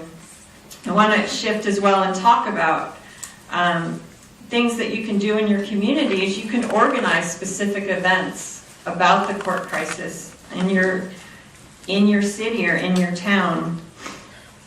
We had a protest in Marin County because when the before the audit even, the report came out, there was some letters back and forth between the state auditor and the local court, and we found out for 9 months our local court refused to give access to the state auditor to look into all of these credentials for the various people working in family court. They had a shredding party, and they shredded all the court records that had the mediator's notes, which had the most detailed information about children's complaints, about not feeling safe, any conversations that mediators had with school principals or with doctors. And we know that a lot of times court mediators don't even make these calls. But any indication that there would have been abuse in a family was shredded out of the files before the state auditor came in. So we were outraged when we found this out. We organized a protest. We made these beautiful in-your-face sort of signs that said "Stop Court Crimes," and we had over 100 people come out to the courthouse. Now, granted, we were concerned for some of the outcomes of litigants that came, and as you'll see if you come on Sunday, there are protective moms who sometimes will wear a headdress or mask their identity because if the judge in their case sees that they're out agitating and protesting, they can punish them. And we know some parents who have been. And in the case of our local protests, the CEO of the court actually had her aide come out at the protest and was taking names of who was there. And so, you know, some parents get to the point, and some of you here in this room have gotten to that point where you don't care if you're going to be punished in court. You've already lost custody, or your kids are already taken away from you, and it's more important to speak out than it is to be fearful that you're going to be retaliated against. But we do try to make sure that, and you should as well, if you're wanting to bring some of your clients to a protest or a rally, to recognize that there are risks involved, and yet it is important for those of you who don't have your own case active in the courts to be a body out there, to speak out when there are injustices and the courts are harming folks. Another example in Santa Clara County, this was before my organization was started. Robin Yeamans is an attorney and an appellate attorney. She was involved in a group of mothers and concerned citizens that, was it 1 year or 2 years, Connie? They were out 2 years, every week on the same day. They were out there protesting with signs about the problems in the corrupt family court. And they were out there rain or shine. They had transcripts. They would pull over cars and show them what was happening in court. And they had an impact. There was a judge who decided that he was going to start a commission to look into the problems in the family courts. And that commission overhauled the family court system. And while that judge was on the bench, things improved and got better for families that were appearing before the entire court in that county. He's since retired and things have slid back, and so it just shows you that it really is important to know, as I think Rita mentioned, who the judges are in your community and what they're doing in these cases. The other thing, if you don't have time to organize protests or rallies or for other reasons, and maybe we can talk about this during the Q&A, we understand that there are some barriers that DV agencies have around being critical of the courts, particularly if you're trying to maintain access and be there for your clients. Sometimes local DV agencies have funding that's connected to the court, and we know from experience that those can be kind of difficult things to navigate, so we welcome some dialogue in the Q&A session about that. But if you're unable to do your own protests or rallies or partner with organizations that are agitating for change, you can weave some of the crisis in the family court message into your existing events that your agency has every year. You can invite someone who is knowledgeable about the family court crisis to speak at your annual fundraisers or different events throughout the year. You can weave in testimony from your clients about the fact that they've been told for sometimes decades to leave the abuser. And then once they leave the abuser, they start losing custody of their children. And we've talked to mothers who say, if I'd known what I was facing in family court, I would never have left. I mean, this is an important message that you all can share if you're involved, and let your clients share that at your events. And then you can also show videos at your events about the family court crisis. There, in addition to the BU campaign that I mentioned, our organization launched a campaign just this past January called Kids of Divorce Speak Out. And we have these very short 2 to 3 minute videos on our website. And Jennifer Collins is here. She's one of our courageous kids who is a part of our video campaign. And sad as it is, I mean, we live in a sexist society and women are not believed and mothers are not believed, but what we found in our media work, children are believed much more than their mothers. And so the children that are paying the biggest price for the crisis in the family courts are starting to find their voice and they're starting to speak out. And the media, they don't get confused by this he said, she said, well, I don't know whether to believe the mom or the dad. It's the child's own experience. And when they're coming of age in their early 20s, and we have some videos on our page. One is from an emancipated 17-year-old young man. One's an 18-year-old woman. And they were both victimized by the same family court appointee. So we chose those cases because we wanted it to be a focus on the broken system. The reunification therapist that's been harming these kids has 60 complaints against her at the State Board of Behavioral Sciences, 6-0, and yet she continues to harm children. And so we thought we'd have a young woman and a young man, one who was taken from his protective and loving father, the other who was taken from her protective mom and forced to go to therapists for years and years and not believed. We wanted their videos out there because this same therapist, who's had one of her licenses revoked, but she continues to damage families. Testimony of the folks you're working with.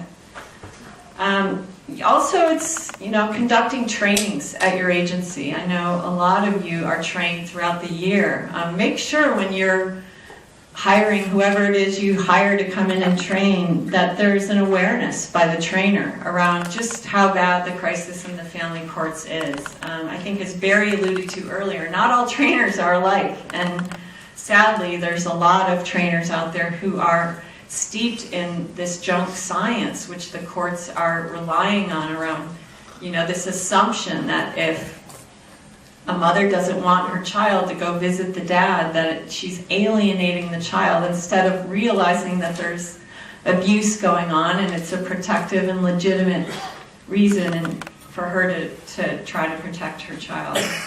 So I really would encourage you to realize that there's resources out there, and our website has a list of organizations across the country that are working on the family court reform movement. It's centerforjudicialexcellence.org, and I have some cards. I can pass a few out after if you'd like. Finally, the other thing that you can do, if this all feels very confrontational or sketchy or not something you want to do locally to protect your agency's reputation, whatever your concerns may be, you can also request private meetings with your local judges, with your local bar association, or child advocacy or women's advocacy groups in the community. Start to network locally, talk to other organizations that are serving the same population of families that you are, and determine whether there's common ground. Figure out if there's any sort of countywide or citywide initiative that you can do. In October, DV Awareness Month, network with other groups and talk about the crisis in the family courts. And I think, as Rita may have said, or Barry, lift up those judges that are doing right. Give them awards at your annual awards events. If there are judges that understand domestic violence and are protecting families in your community, it's so important that we honor them. One of the things we found over the years is we're viewed as court critics.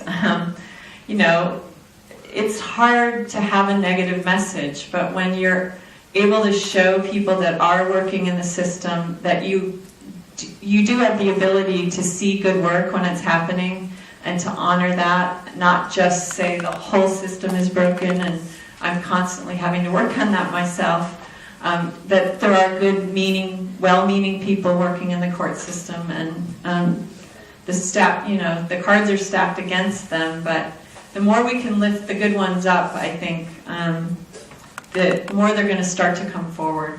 And we really do need whistleblowers. We have very few. I know Emily Gallup in California is a former family court mediator who sued the court because they started forcing her to break the law in her job and cut corners around protecting children, and she won her lawsuit against the local court. They still are appealing it and trying to fight her on that, but she's one of maybe 2 in the country, I think, that I've heard about. But she just had enough and decided it was time to, and she's a therapist, she said, enough is enough. This is not how family courts are supposed to be operating, harming children instead of helping them.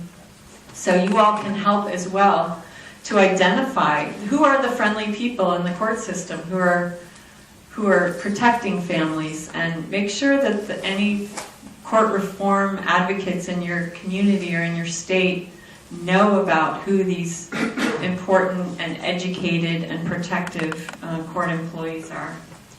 So I think that's about all I have to share today, and I appreciate everyone being here, and really encourage you at whatever level, even if you can't go to your state capitol and testify, making a simple phone call about legislation, being aware of what the DV legislation is every session in your state, and making that phone call or sending an email.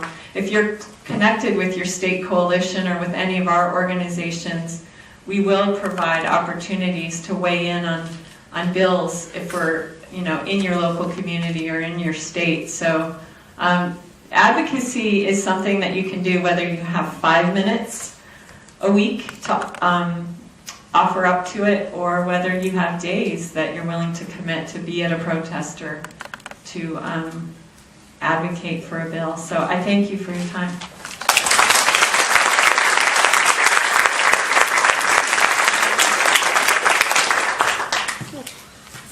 Thank you, Kathleen. I couldn't help but thinking, sitting here, listening to Kathleen, at George Washington University, where all the patriots were here, and we're talking about courts going to punish mothers for speaking out on an issue. That's not what our founders fought for. We're now going to take questions. We appreciate your listening patiently, and I'm sure there's questions that you have, and we're going to respond and go from there.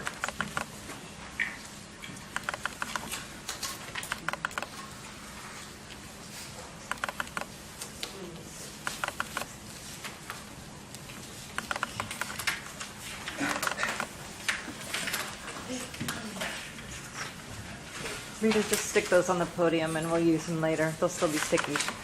Okay.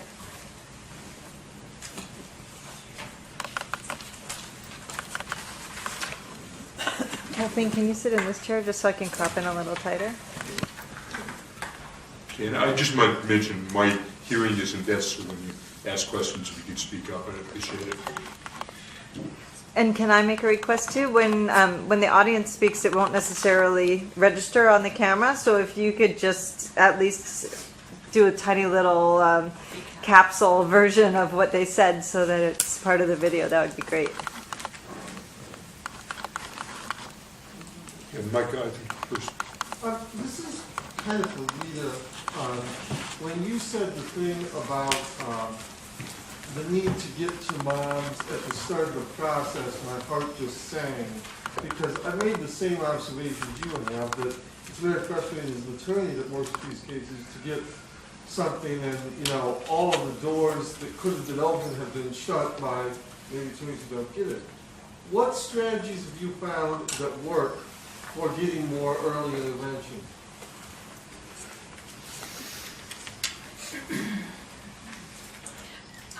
I think what we're going to have to do is we're going to have to figure out a way to get information into the family court entry place. So whatever it is, whether it's where they go get their forms or whether they go speak to the clerk, or that if there are problems or issues around abuse, that the people who are coming in to file know that at that moment in time. That they know that there's an advocacy group, whether it's the DV group or some a group of protective moms or protective parents who are working on these issues, that they get referred to them somehow. And I don't know where it is you put the information, but at some entry point, and maybe it's making sure you regularly go to different bar meetings in the area, or the civil attorneys, or just doing a mailing out to the community of attorneys, so that people know that if you have someone who comes in and is looking to file for custody and divorce, that we can help support domestic violence victims, and we'll work with you as a partner in that, so that as attorneys know that they can start to look for that resource at the beginning. Because I do think that the more prepared you are, the more chances you have of getting a better outcome. And I have to tell you that I'm very aware that the outcome is probably not going to be great, but you have a chance of it being better if you're prepared up front. And if you know that what you say and what you bring into the court may not have an iota of evidence or a potential to be seen by the judge. For instance, the case that Kathleen was talking about, Katie Tagle actually had lots of documents that he wouldn't even look at. He wouldn't even look at the text copies. She had the evidence in her hands, and he wouldn't look at it. So that child died for absolutely no reason, and as most of them do. And so it's trying to figure out how it is that we get people prepared. And if it's preparing the attorney, if it's preparing the clerk of the court, find all the pressure points that you can find in that civil court system and give them information about, we're here to help. We want to help make this a smooth transition for this family system, because we know it's hard for you all. So become their best friend. This is more of the same question for Kathleen. How can we get to mothers before this all happens to them? Because lots of moms go into family court and they're completely taken aback when they realize that the court's not actually there to protect their children. And usually by the time they get to me, it's way too late and they've already lost their children. How do we raise consciousness in the community and make people care who are still married, who still have their kids? How do we get those people to support the people who need the support? Good question, Mira. That's a tough one, and it's a rare mother that finds our organization at the very beginning of the process or before she's actually started losing custody to the abuser. But there are opportunities. I mean, one of the challenges that this movement faces is we have no resources. We have no very few lawyers to refer people to. A lot of the legal aid organizations, which many of you may know, are funded by Congress and have, a mandate to work with low-income families. A lot of them, more often than not, will say, we don't take on family law cases.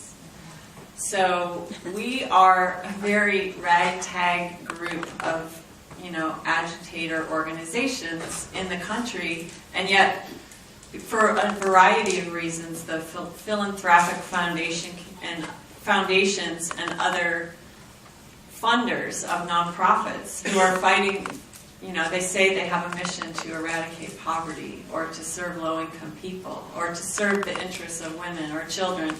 When we apply for grants and say we want to, how can you be giving grants to deal with poverty when the courts are creating poverty for all these folks? I mean, I don't know how many of you know the amount of resources. I think the research shows, Connie's research, that the average amount a mother spends to protect her child in 399 cases that mothers were surveyed was over $100,000.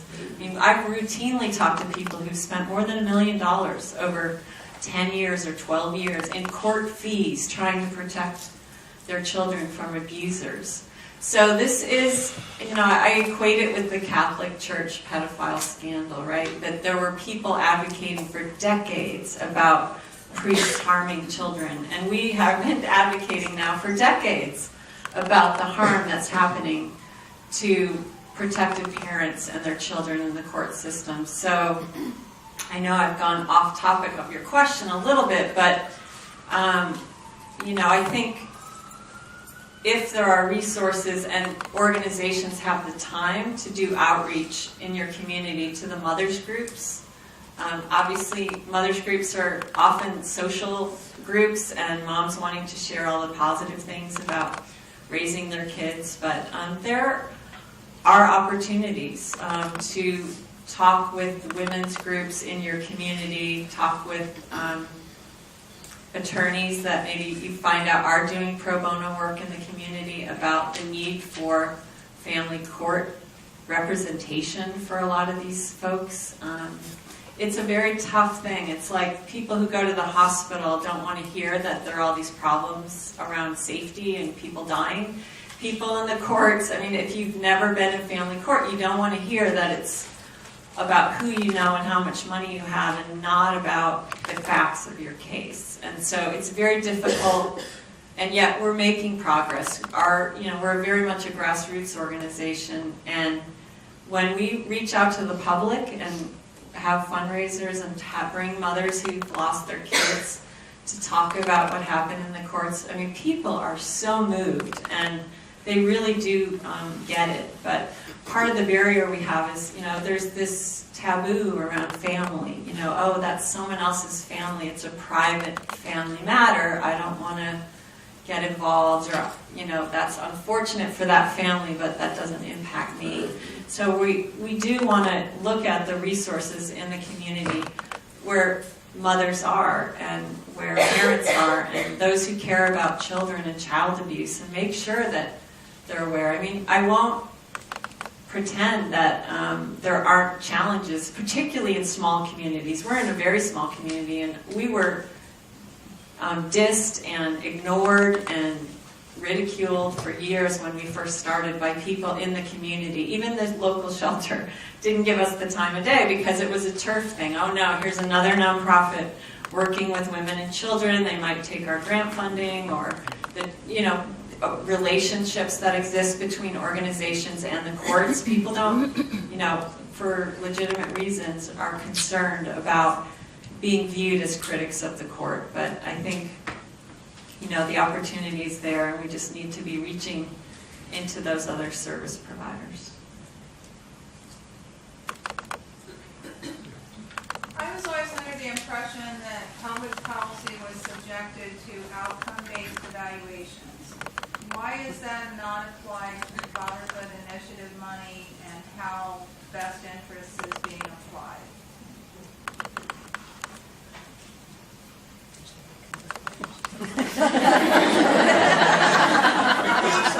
Okay, I'll go on record. So why isn't policy around the Fatherhood Initiative based on outcomes like many policy decisions are? That's kind of the question. And I think that I think it's the whole system issue around belief, and that this can't possibly be happening. And the other belief that if we support fathers, they'll be better dads.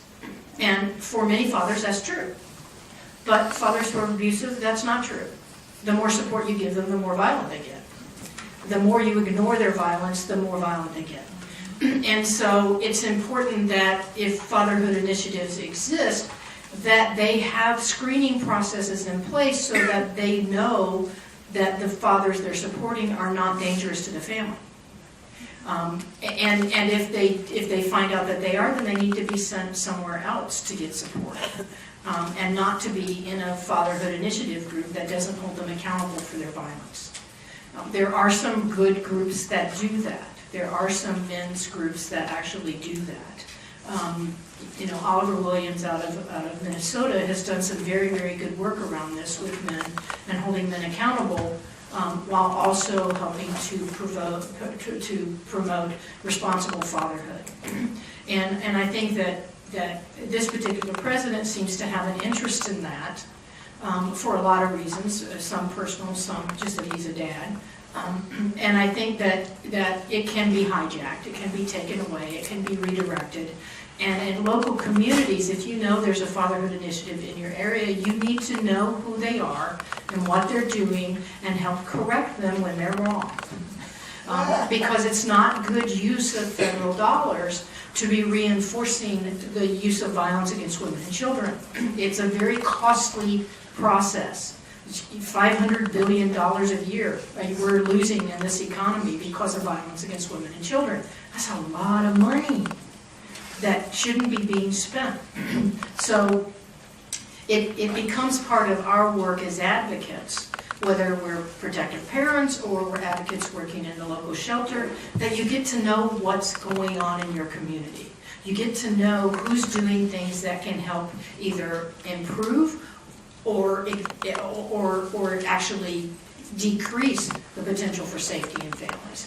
And how the fatherhood money is being used is important because for those of you who know Mildred Muhammad and was married to the man who was sort of the adult in the DC sniper case, he actually was helped through a fatherhood initiative grant in a western state. And he was a very abusive man and he kidnapped his children and that's a misuse of our dollars. And he ended up killing a whole lot of people trying to get to her. Because I really believe that was his end goal, was he was going to kill her in the mass and nobody know that was the end goal. But she didn't die, a lot of people did. So I think that it's really important that you know what's happening in your community. Like who's doing good work and who's doing bad work.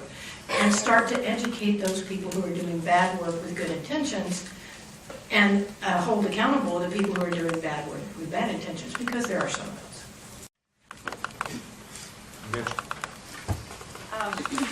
I wanted to ask, and if I could make an announcement, about the reunification therapist who was mentioned. We need to get the names of these people out.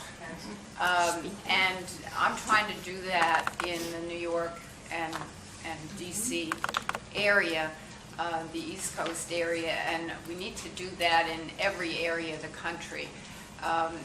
And expose them for what they are. So if you can, later or whatever, tell me who this is. Yeah, Dr. Janelle Burrell, and her name is on our website. Okay. And these children's stories, so. Very interesting, because there's a Dr. Burrell in Brooklyn who's terrible. He's the worst. But I don't think they're related. What I wanted to make, I'm sorry? She said cousins. Oh, are they cousins? Really?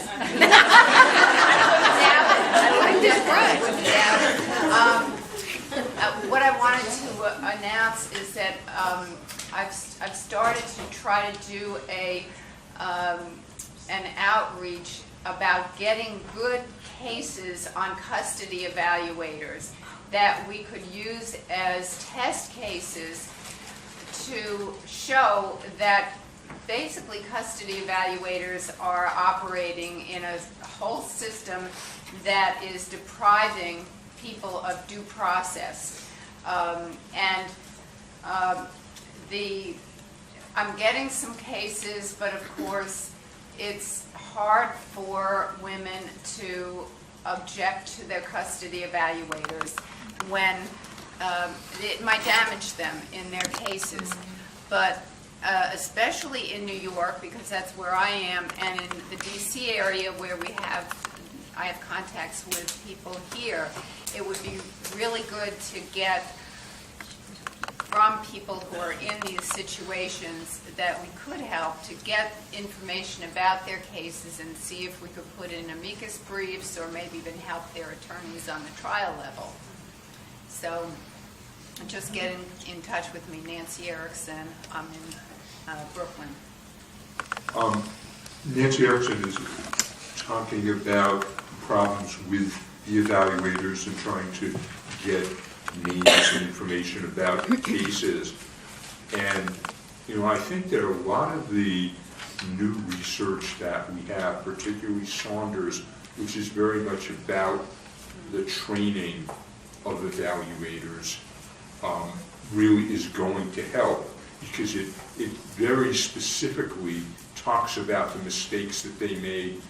It talks about assumptions that they make if they don't have the training, recommendations that are always wrong, so that can be used. And I think this is a very good time to point out that one of the purposes of this afternoon, which is to train advocates who are the real experts in the community about domestic violence, to testify as experts who can present the correct information to challenge evaluators. And so that will be helpful. I want to make sure that everyone understands that there are people here who are going to do the training this afternoon to get the certificate, but everyone else is welcome to attend and hear what we're going to say and participate. We think it'll be good information. And hopefully they can start to make this information available, because very often protective mothers, number one, don't have the funds to hire an expert witness. Number two, can't find expert witnesses among people who the courts regularly listen to who understand domestic violence. And so part of the reason we want to do this training is to make this important research and information accessible to the courts, so that we're making a record of reality. And I must say, after listening to Kathleen and the questions that she asked, that we're having this great conversation today. We're dealing with people who understand what's going on. And then when we talk to people who are in the court system, and it's a completely different reality. And we need to be able to separate the two. We need to tell protective mothers, you're right, this is what's going on, and then this is what's in the court. And you're going to have to figure out the two things, not to say, as so many judges and lawyers and evaluators say, that the courts are dealing in reality and there's something wrong with the mother's reaction. The mother is right, but we're dealing with a court that doesn't get it, and so we need to be aware of the two separate realities that we're facing.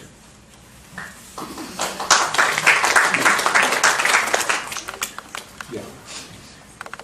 When the first question was posed about how do you get to the women and the mothers first, Johnson County, Iowa, I'm not saying does everything right by any stretch, but they've got a good system in place for that. I actually got a phone call from an officer who's the head of the domestic abuse response team for their police department, and they were able to put me in touch with the domestic violence intervention program in Iowa City, and that's what got the ball rolling. So I've had advocacy with me from the start, and it has been a godsend.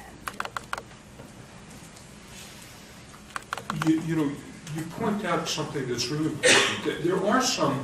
There is some good news around that we don't often hear about, and I think we should mention a couple of things.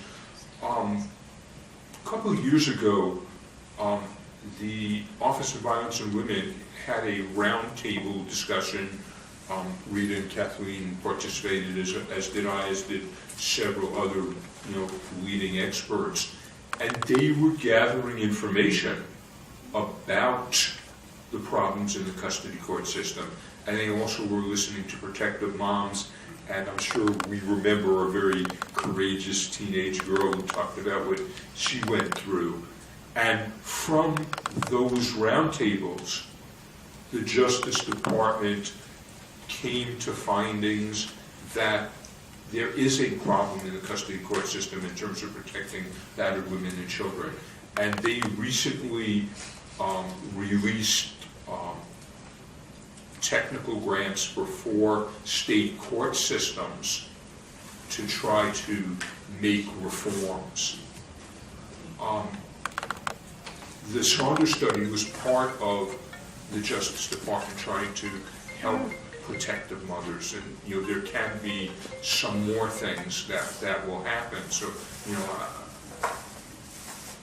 I guess what I want to say is that day after day we hear these horrendous stories, and we walking around with tears, and there is some good news. There is some room for optimism, and I think we need that so we can go forward. And so I thank you for mentioning that there are some programs that maybe will change things. The only thing I'll say about that, Barry, is that the only reason those things are happening is because you as protective parents didn't give up. We wouldn't be doing this on our own. And I think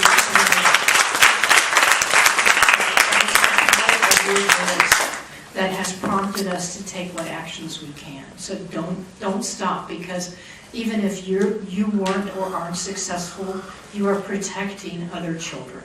And that's something that's valuable, and I thank you for that. And I'm happy to hear that there's a system in place, or at least individuals who understand the need to get you that kind of support, because you can't do this alone. And so there are some really good things that Department of Justice is doing within the context of them being a federal agency. They have some more limitations because state courts, they have no power over state courts.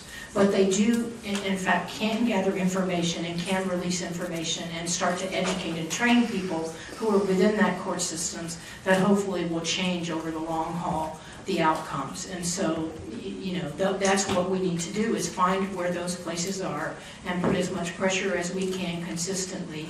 And maybe one day the president's going to walk out on Mother's Day and find out what those crazy women are doing out there. I know there were a lot of hands up, and we have 15 minutes before lunch, so maybe we get some more. Hi, I'm Raquel. I'm with the Voices of Women Organizing Project in New York. And we are this summer implementing our Court Watch project. So for Kathleen, I wanted to know, given that New York and California have similar landscapes, what has been the response if organizations have implemented a Court Watch project here? Yeah, that's a great question. I know there's a lot of energy around Court Watch, and I believe Karen Anderson in California is implementing some protocols around Court Watch. We get reports, and I just got one a couple of weeks ago from a family law attorney who's having a horrible time with a local judge, and we sent one court watcher into that hearing, and she said she's forever grateful that it completely changed the course of that hearing to have a witness in the room. The witness was shocked to hear this because she'd never been to a family court hearing before and couldn't believe that the judge could have behaved any worse than the judge actually did. So it takes a lawyer who's in there every day to recognize the impact of Court Watch. I do think that the more systematized it can be, and the more there's preparation for court watchers before they go in about how to behave, and we've gotten some reports from counties where we are not really active that people go in court watch and can be disruptive or rolling their eyes or whispering to each other and distracting the court, that often isn't helpful. But I do know Renee Beaker has a national family court watch project, that there are it's certainly a valuable tool, and I know some of the policy ideas that we've all been talking about is whether we can videotape family court hearings. I believe the state of Nevada videotapes everything in family court. We have a crisis in California where court reporters are being laid off left and right, and unless you ask for or pay for a court reporter, you're not going to get a transcript of what happens in your case. So, if there's no transcripts, you can't appeal. And if you don't know to ask the question or have a lawyer to tell you that you need to ask for a court reporter, this is an access to justice crisis. So, Court Watch plays an important role. obviously, in terms of affecting the outcome, judges often will behave better when there are people in the room. Can I add to that? Because I'm from Florida, and we do the court watch, and now helped us. And most of our family courts, yes, it makes a big difference when court watch is there. We wear a white shirt with a little pink badge that says court watch. Very white, always have a pen and pencil. And in one of the counties, my county, they wouldn't allow court watching. They don't want any witnesses. Always have a court reporter. So, but we do have a sunshine law, and I don't know if all the states in the United States have a sunshine law, which means the courtroom is supposed to be open to the public. And so what I had to do is actually call the organization, which is a newspaper organization, and they came to cover the story, and they got the courtroom open. So even if your judge in certain counties don't want court watching, you are allowed always have viewers. That's how our whole system was set up, that anybody is allowed to see. And it does make a big difference. Not always, but they do. They usually are on the better behavior. Yes, thank you for that. The woman from Florida was just mentioning that they have sunshine laws there, which do exist in many states, if not most states, that give the public the right to be in family court and to be quietly observant with pen and pad and witness what's going on. And I have been in family court where the judge will sort of aggressively ask someone who's sitting there, what are you doing here and who are you here for? And we always tell our court watchers to say, I'm a member of the public and I'm just here to observe. They don't have to name the litigant that they're there to support. And so that is something that, the courts are going to push you and they're going to bully you, and it's sort of the nature of the court. And a lot of I think another point that hasn't been made today is that, these judges are human beings and they're dealing with trauma every day. As I think you heard, the majority of cases that end up in court have domestic violence or child abuse allegations and evidence in them.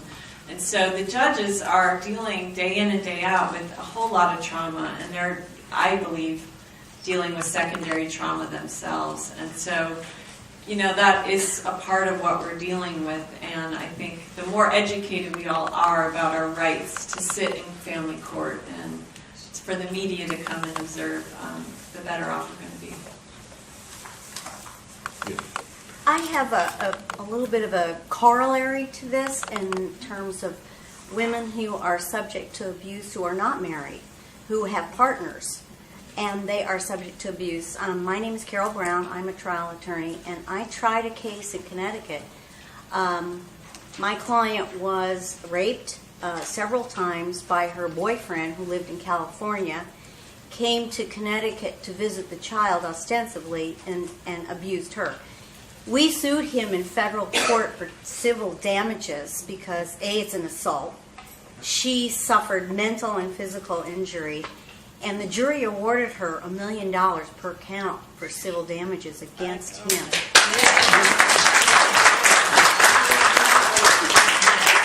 And the thing is, my client didn't have any money, not a penny, and it was certainly pro bono, and she couldn't afford a psychiatrist. So all we had was her testimony of what she couldn't sleep, all of the anxiety and her child was 5 at the time. But I think there's that aspect. These are crimes. Yes. These are physical crimes against women, against children. And, if the DA isn't going to take it, maybe there's something that women, with the aid of organizations or lawyers, can sue these people for assault and get damages, money damages. There were punitive damages in this case. Unfortunately, penniless musician, and we couldn't get his guitar. But it was, and it vindicated her. Because the idea that you were saying, no one believed her. Well, my jury did. Believed her.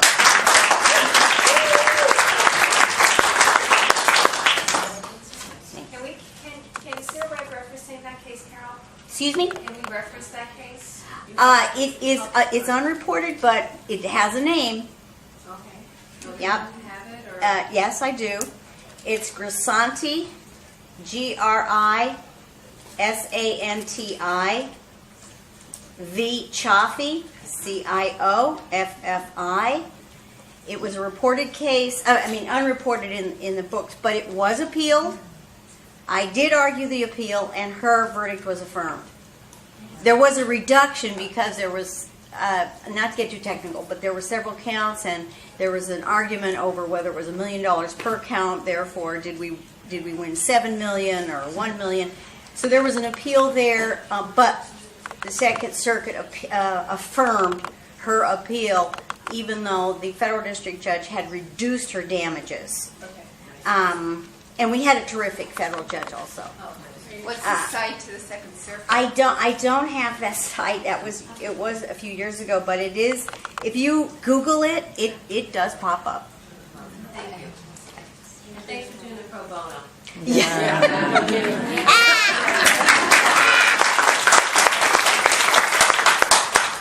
Thank you. Woman in the red? There are parts of this country that are still very ignorant on domestic violence. What do you do when you are dealing with those areas? I was in a courtroom where during a break, the judge and the attorneys were joking about there's 3 reasons to beat your wife. If she didn't do something fast enough, or she didn't do it right. What do you do when you've got whole communities like this that view domestic violence like this? There are parts of the country that are horrible that domestic violence custody cases, and that's pretty much all the country. Yeah. And very frankly, there are judges that no matter what we say or do, it's not going to matter, and that's really discouraging. And it's one of the reasons I particularly like that part of the Saunders about harmful outcome cases, because when they come up with an extreme case, automatically we know that it's wrong. But because I think it would be hard for a judge to say, no, I want to stay ignorant.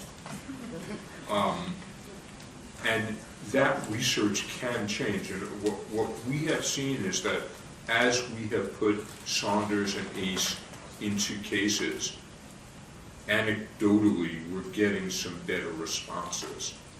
And again, that's one of the reasons we're going to train advocates, because you can bring Saunders and ACE into the courts.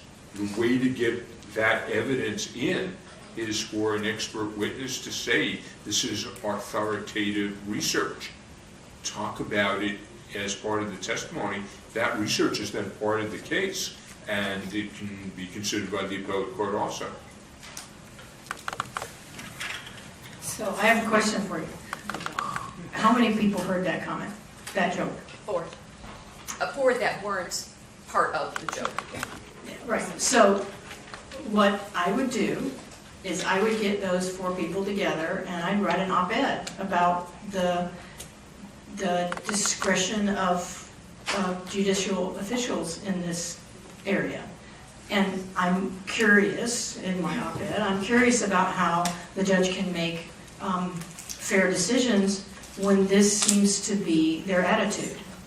So are women in danger by being in front of this judge? Since we heard this comment and we don't think it's funny.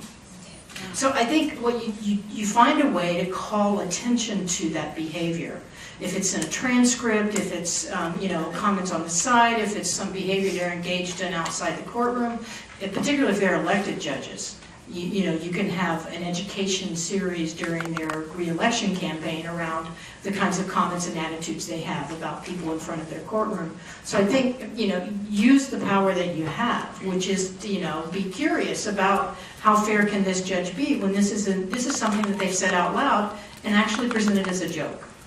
And good people in our community do not believe domestic violence is a joke. And you just present it that way. When you present it, you get it published somewhere. And start to call attention to them. And then let the public put the pressure on. Because I don't think most people would find that funny now. The good old boys, you yucking it up with him, are actually going to get embarrassed. that they were standing there listening to it and laughing with him. And then you could say, and, you know, he said this joke to 2 other people, and, you know, it's this attorney and that, you know, court reporter, and they all laughed. And we, as good people in this community, don't find that funny.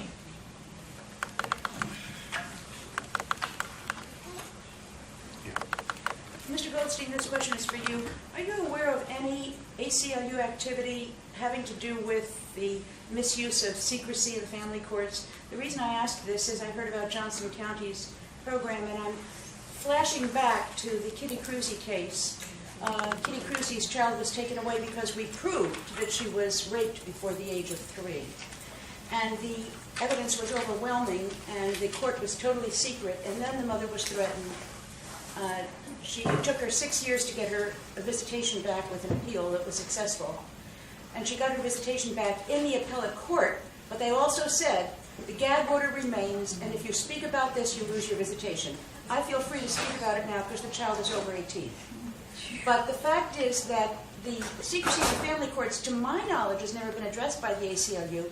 And although perhaps money is speech, speech is also speech. And I wonder if you have any idea if that's been addressed or if there's been any activity there. The question has to do with involvement in the ACLU. The ability of litigants to speak about their own cases without being punished formally. In other words, Kitty was told you're not allowed to speak about this to anyone or you will lose your visitation. Okay, well, you're really talking, there's a bigger problem, which is part of this, which is retaliation. Right. I know something about that.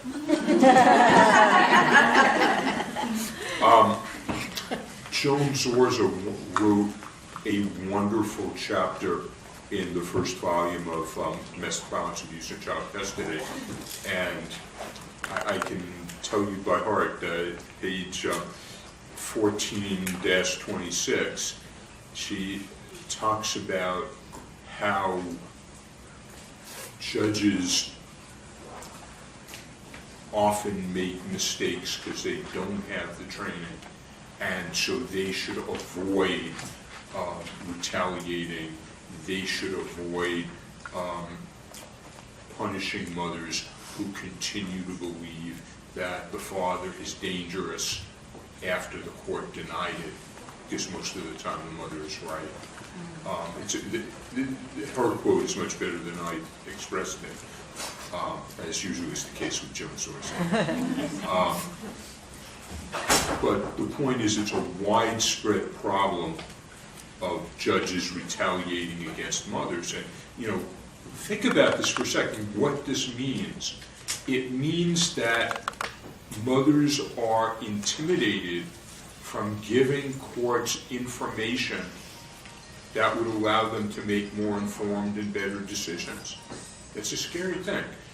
It's judges trying to silence victims in a system that we've talked about all morning that routinely fails to protect children. That's really scary. I guess the ACLU has gotten involved in some cases having to do with free speech issues.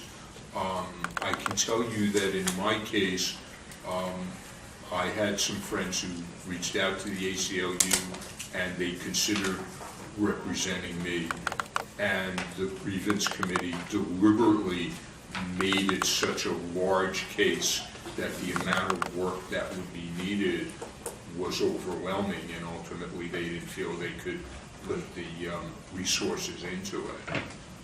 So we very much need to deal with the issue of retaliation, and very often retaliation results in the harmful outcome cases, and I think that's going to give us a resource that we can use. It's after one, I know we can continue on, is that there are no arsonist rights organizations. I would add, I just wanted to say that, just as you say that there are 2% of the people that actually make false claims, I think there are probably 2% of really bad judges. And based on my experience, at least in the Tri-County area down in Southern Maryland, is that most of the judges have good intentions. And so my feeling is really that if they hear this research and somebody explains explains it to them, that they will be receptive. Maybe that's overly optimistic, but I mean, and I think, as advocates, we talked about, going out and doing our protests, but they'll kick us out of the court if we don't work together with them. And so I really think that through that maybe avenue as a step, and maybe I'm overly optimistic, but I think that most of them would be receptive. Maybe 2% would not. Well, I think we should give them a chance to be receptive first. And I can speak for myself, and I suspect it might be true for other people who have been presenting today, that if we were invited to Maryland, certainly we would come. And could add components to, I think it's important to have judges talk to judges.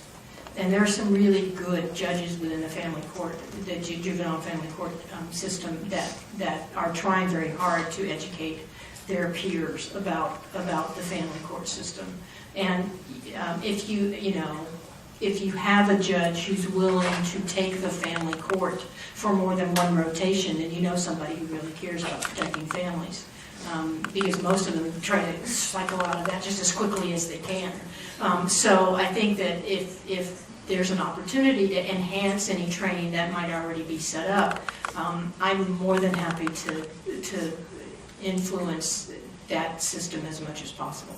And I would encourage you, as you're selecting who is going to do the training, to be very direct with them and say, we only want a training if there's a family court component to it and there's some recognition about the serious flaws that are harming families. Because I agree with Rita, there are some organizations doing good trainings, but kind of the nature of it is if you're training judges, you're thinking the best things possible and you're, dealing with judges on their best behavior. And we have had some reluctance from some of the national organizations that are doing judicial trainings. My organization had spent almost 2 years trying to just get a sit-down face-to-face meeting with this organization that is a part of the DV community, and having a lot of influence training judges. And it shouldn't be that hard for this information. So I want to acknowledge that it's not a given what you're asking, and the more you all at the ground level say,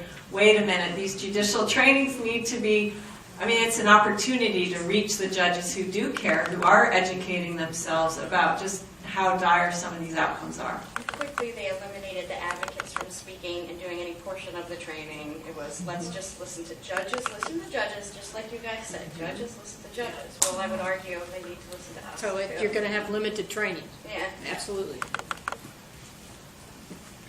In the back. I just forgot everyone's name, but somebody was just talking about yourself, I'm sorry, Ms. Russell, right? You were mentioning, for us to consider, for example, that judges hear so much about trauma on a daily basis and the impact that has. They may be experiencing secondary trauma themselves. And you gave us a lot of different options in terms of what we can do in the community, but you also talked about the resistance we may have to exercising some of those options. So even backing off of the conversation we were just having, one of the resources that's been really helpful to our agency, I'm from the YWCA Union County, New Jersey, has been the Praxis International Advocacy Learning Center. I don't know how many people know about that agency, but their mission is basically to work towards the elimination of violence against women and children. And they have these grants that if your agency isn't able to pay for you to go to, it's like an 18 or 15-month program. The base is in Minnesota. They fly us out about 3 times throughout the program for immersion trainings. Then you're doing webinars and strategy sessions by phone and online the rest of the time. It's been extremely helpful in learning about institutional advocacy and how to connect with the different institutions, including the courts, the police, DC Division of Child Protection, in a way that helps us to at least attempt, like you said, to give them a chance and give ourselves a chance to connect as partners as opposed to coming from an adversarial angle. And it really, it gives concrete tools like first putting us in their shoes, what it's like to do their work, and understanding how the way their work is organized creates what we see in person, so that when people are telling us this is how the welfare worker treated me or the judge treated me, understanding how the way they're trained in their work and even their forms are created leads to the way that they interact with the survivors that we're advocating for. and then helping us to show them that we understand that, so that they're open to understanding, what can help to be changed. And like you were saying before, I do believe as a community educator, I often, when we do professional trainings, tell people, I believe a lot of people want to change what they're doing, even if they seem like they think it's a joke, or they seem like they co-sign their own ignorant or biased beliefs. There's a part in a lot of people that kind of wants to look for a way to change that. And as community educators and as advocates, we can help them if we can approach it the right way. And this organization has really been a good experience for our agency in learning how to do that. Yeah, I just want to recognize the founder of that whole line of thinking, which is Ellen Pence, who is no longer with us, unfortunately, but her brilliance about how to address change within a community it will continue for decades, I think. She was one of the co-creators of the Power and Control Wheel, and created that basically from talking to women and them telling her and her co-creator exactly what tactics were being used to control them, and then created a safety audit for communities, a system by which you could take an entire community response and look at where the holes were. And Praxis was kind of an offshoot of that, to start to prepare advocates for being better prepared to change the systems that they have to interact with every day. And this is a system that's training advocates within domestic violence programs, so it's not particularly available to individuals who might be interested, but if you're part of a program that can apply for the scholarships, then it's a really intense system training process that can really make people better advocates and better and effective at changing the system that so many of the systems that women interact with are just doing a bad job. Can you repeat the name of the organization that's been so helpful to them? Praxis, Praxis, based out of Duluth, Minnesota. And Ellen Pence was the founder initially of that, and they really are doing very good work. And the website is praxisinternational.org. Just those 2 words. Can you say that on the mic? Praxisinternational.org. Yeah, a really good tool for advocates in particular in their programs, because they just, they will immerse you in this is how you get change in your community, and here are the tools you need to do it.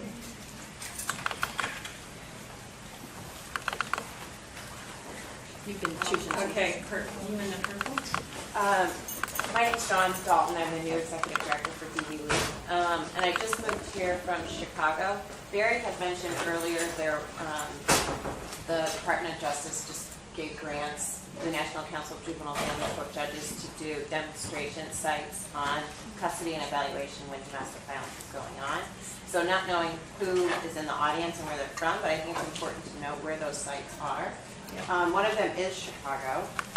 Chicago. The other is Delaware. Hennepin County and Minneapolis. Hennepin County, Minneapolis, and Minnesota. then, I'm not going to say this right, Multnomah County? Multnomah County and Oregon, right. So those are the first sites where they just got a federal grant to study custody court systems. And the piece that I think is important is it's the court systems themselves that had to apply for these grants. So they're going to be selective about who's going to be involved in informing the sort of examination of how the court's doing.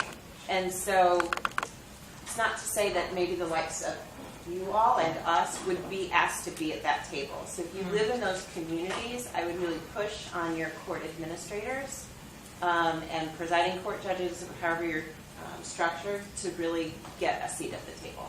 Right. So John is suggesting that for those 4 areas of the country that got the federal grant for studying their family courts, that if you can get included in the process, do that. If you can't get a seat at the table, at least get a way to get the information once it's been released. Yeah, particularly in Chicago, there's a pretty strong father's rights presence, and so I would say we've heard lots of horror stories coming out of there. It's really important in Chicago. If I could, from Delaware, just point out, we were included in the launch of that grant, and to your point, Kathleen, earlier about some concerns about trainings from national groups, the Saunders study was included, as was the ACE. We talked about the impact of trauma. There were lots of aha moments for judicial officers in the room. So it was a good start. The Battered Women's Justice Conference. You two should get together so you can tell her who to have in her training.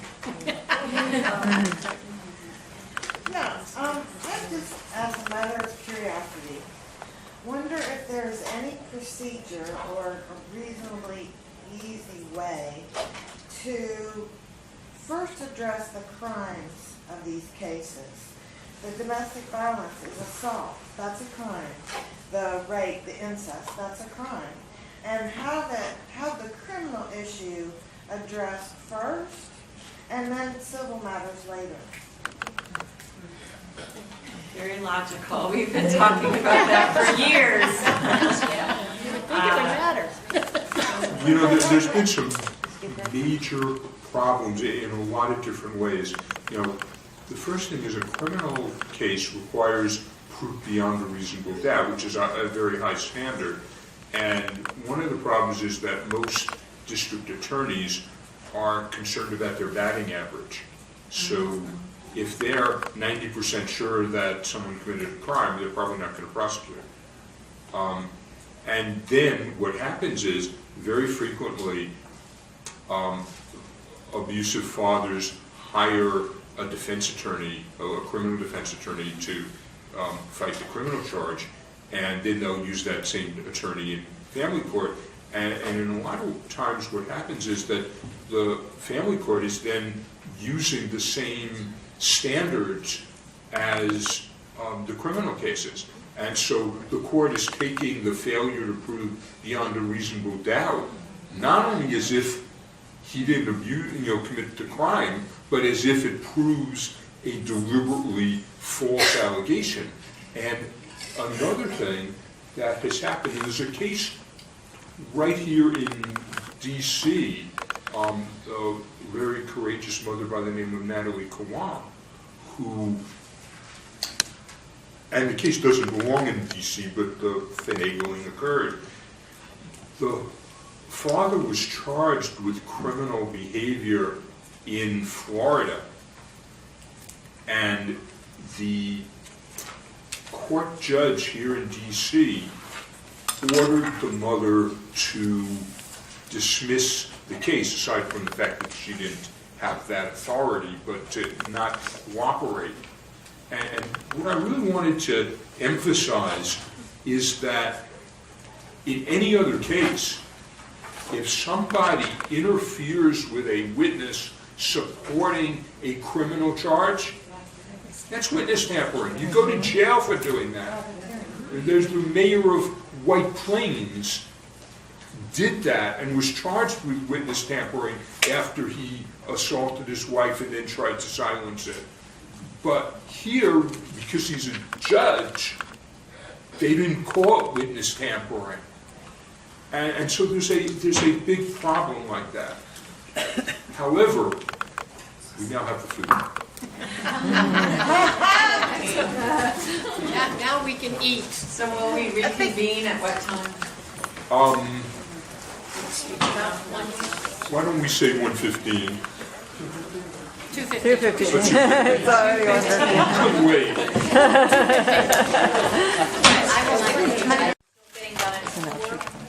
I'm sorry? Looks like maybe a little bit later, but if people have to leave early, we understand. But you have to press it once. Come back up. And it will come back. Yeah, okay. Vera, did you want to start or did you want? Sure. I just had to get Jennifer to take over the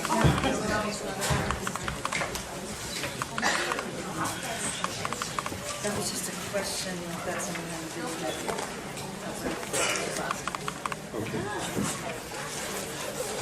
Hi, welcome back from lunch. My name is Mira Fox, and I'm an attorney for protected mothers, and I'm also an attorney for children. And I run a nonprofit called Child Abuse Solutions.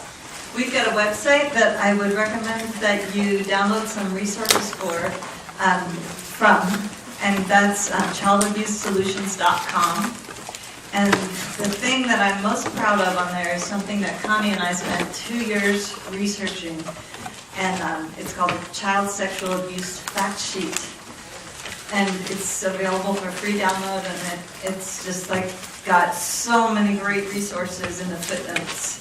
And if you need any of the studies that it cites, we went through the process of actually purchasing a copy of each one of those, so that now for educational purposes for all of you, we can give them out one by one, not all in a big packet. Sometimes when I'm at a conference, I'll just bring a whole file and put it on a computer that has been at a BMCC location, and then everybody can just bring their thumb drive and download it. So if you need anything, I've got all that stuff specifically for you to be able to do your work and make your work easier and make you feel like you're prepared and have authority when you're speaking in the court as an expert. So if you need any of those resources, I gathered them specifically for you. So take advantage of that.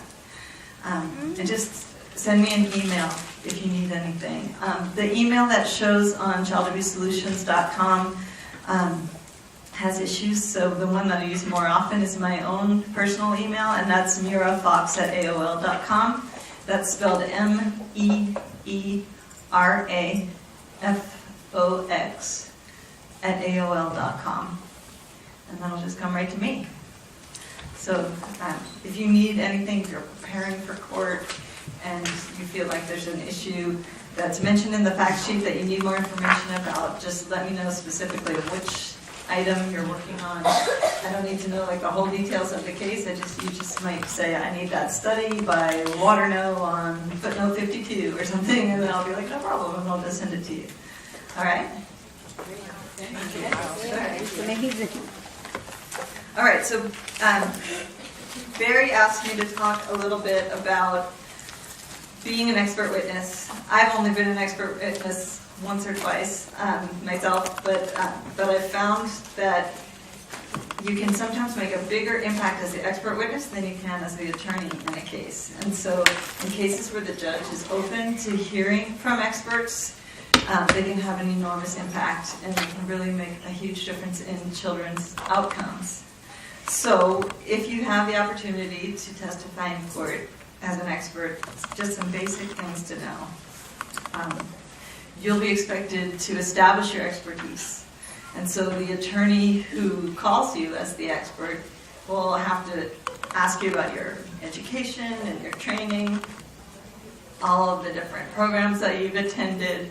So if you can help that attorney out by, on your CV, keeping everything up to date, attaching, even if you don't regularly give it out to people, but for yourself, when you go to court, attaching a list of all the trainings that you've attended, all of them, like every single one that's relevant to the subject matter of the case, ever since you finished school, then all of that establishes that you have expertise in that. You've been at this for a really long time. There's a question. You said CV. Some people may not know what you're speaking of. Oh, curriculum vitae or your resume. It doesn't have to be a CV. A CV usually indicates that it's really long. Mine's just 3 pages, but I have a friend that I train with, and his is like 32 pages. It's a book. So he calls his curriculum vitae, I call mine resume. It's the same thing now. Every publication. Yeah, every publication that you have participated in, even if you weren't the only author of it. Any training that you provided in your organization or to other organizations, include everything. Because the lawyer who is calling you to court is going to need to prove to the judge or to the jury, if you have a jury trial, that you have the expertise to be listened to. So not everybody is an expert on every subject, and hardly anybody is an expert on more than one subject. A few incredible people are. Lots of people consider themselves experts on subjects that they really actually aren't experts in, and there's no universal standard for what gives you expertise. There is in each state a statute that defines who can give expert testimony, but there's no statute that defines what kind of education makes you an expert in a particular area. That's more you have to declare that and then prove it with your, the things that we were just talking about. But the standard is pretty low for who can qualify as an expert witness in court. So I just want to make the distinction between being an expert in a subject area and testifying as an expert in court. So in court, under the California standard, you just need to have more knowledge and expertise in a certain subject than the average person. You just need to have some specialized training and education in that area that would help advise the fact finder. And so it's a very low standard. You've probably seen movies where, like My Cousin Vinny, where the girl who grew up around a lot of car repair places suddenly became an expert in tire marks or something because she knew. So, I mean, that's the level at which she could be an expert. She was an expert. So it's a lot of people get called as an expert in one area, and then the judge just assumes that they're an expert in anything the judge is interested in that has to do with that case. And that's another place where you can get yourself into trouble, is getting carried away with how much authority the judge offers you. Because you may be a domestic violence expert because you've been going to lots of trainings and offering trainings and reading all the books and following all the research, but then they'll ask you about some substance abuse related issue in the case. And if you are, having a really fun time and feeling authoritative and having all this respect, and then you go off and give your opinion on something outside the expertise area that you've been qualified for, you're going to get cross-examined on that and embarrassed about that. But also, it's just not professional or ethical to be testifying outside your area of expertise. And it's okay for you to say, I think that that's a really important question, Your Honor. I think that is a really important area of inquiry. And it's outside my particular area of expertise because I'm a domestic violence expert and not a drug abuse expert. But my recommendation would be that the court get that matter investigated by a qualified expert. Or you can say, well, I also was concerned about that, and so I consulted with a drug abuse expert, and this is what they told me. I relied on their expertise in forming my own opinion. So that shows that you already thought that whole thing through, knew the limits of your own expertise, and went to a real expert in that area and incorporated their expertise into yours, so then suddenly you have all this credibility. And you didn't put yourself in a position where you looked like you violated any ethical codes or gone outside your own expertise. And it's all right to say, I can't answer that question in a professional capacity if they ask you something that's just not part of your job description or your training. Because you're not supposed to know everything. They just wish you did, because you might be the only person there that they can ask the question of. All right, let's see what else. All right, in family court, I know you all testify in a lot of different contexts, but in family court, the standard is what's in the best interest of the child.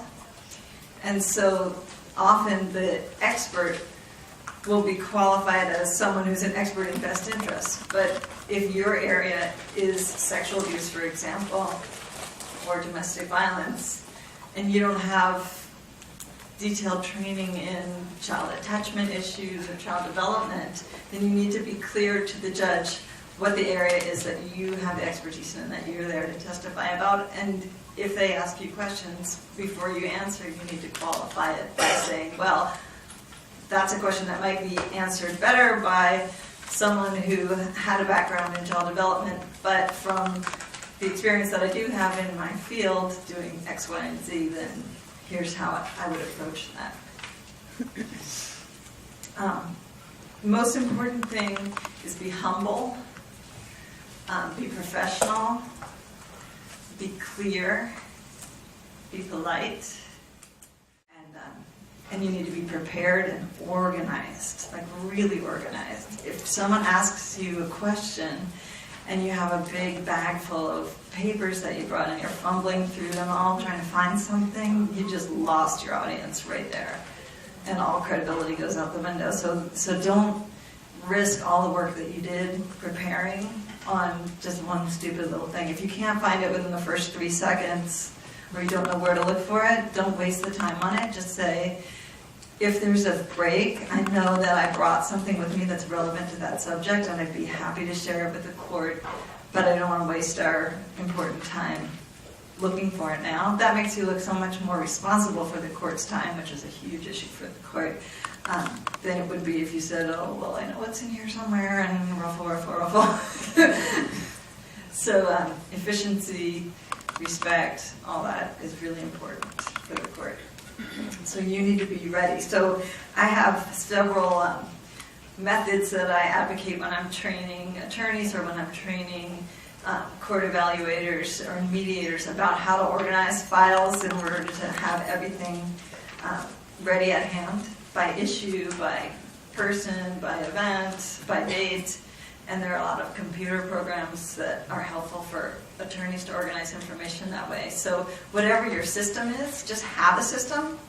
Make sure you followed it really carefully, and when you come to court with your briefcase or your box of papers, have all of the tabs really clearly marked. Just the process of getting the stuff in the right organizational system is a great way to prepare for testifying, because that means you looked at everything in there, figured out what it was relevant to your analysis of the case, and put it in a proper spot for the way that you're thinking about it. And there's no right way or wrong way to organize things, but your way, if it's organized, is the right way, because then you'll know where to look for everything if you need an actual piece of paper to put the points.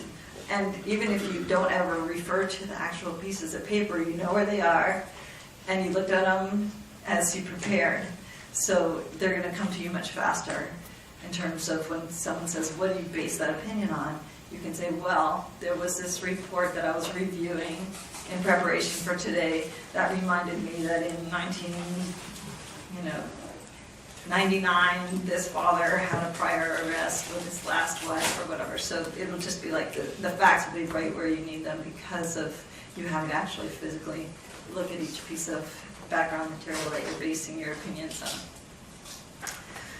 on.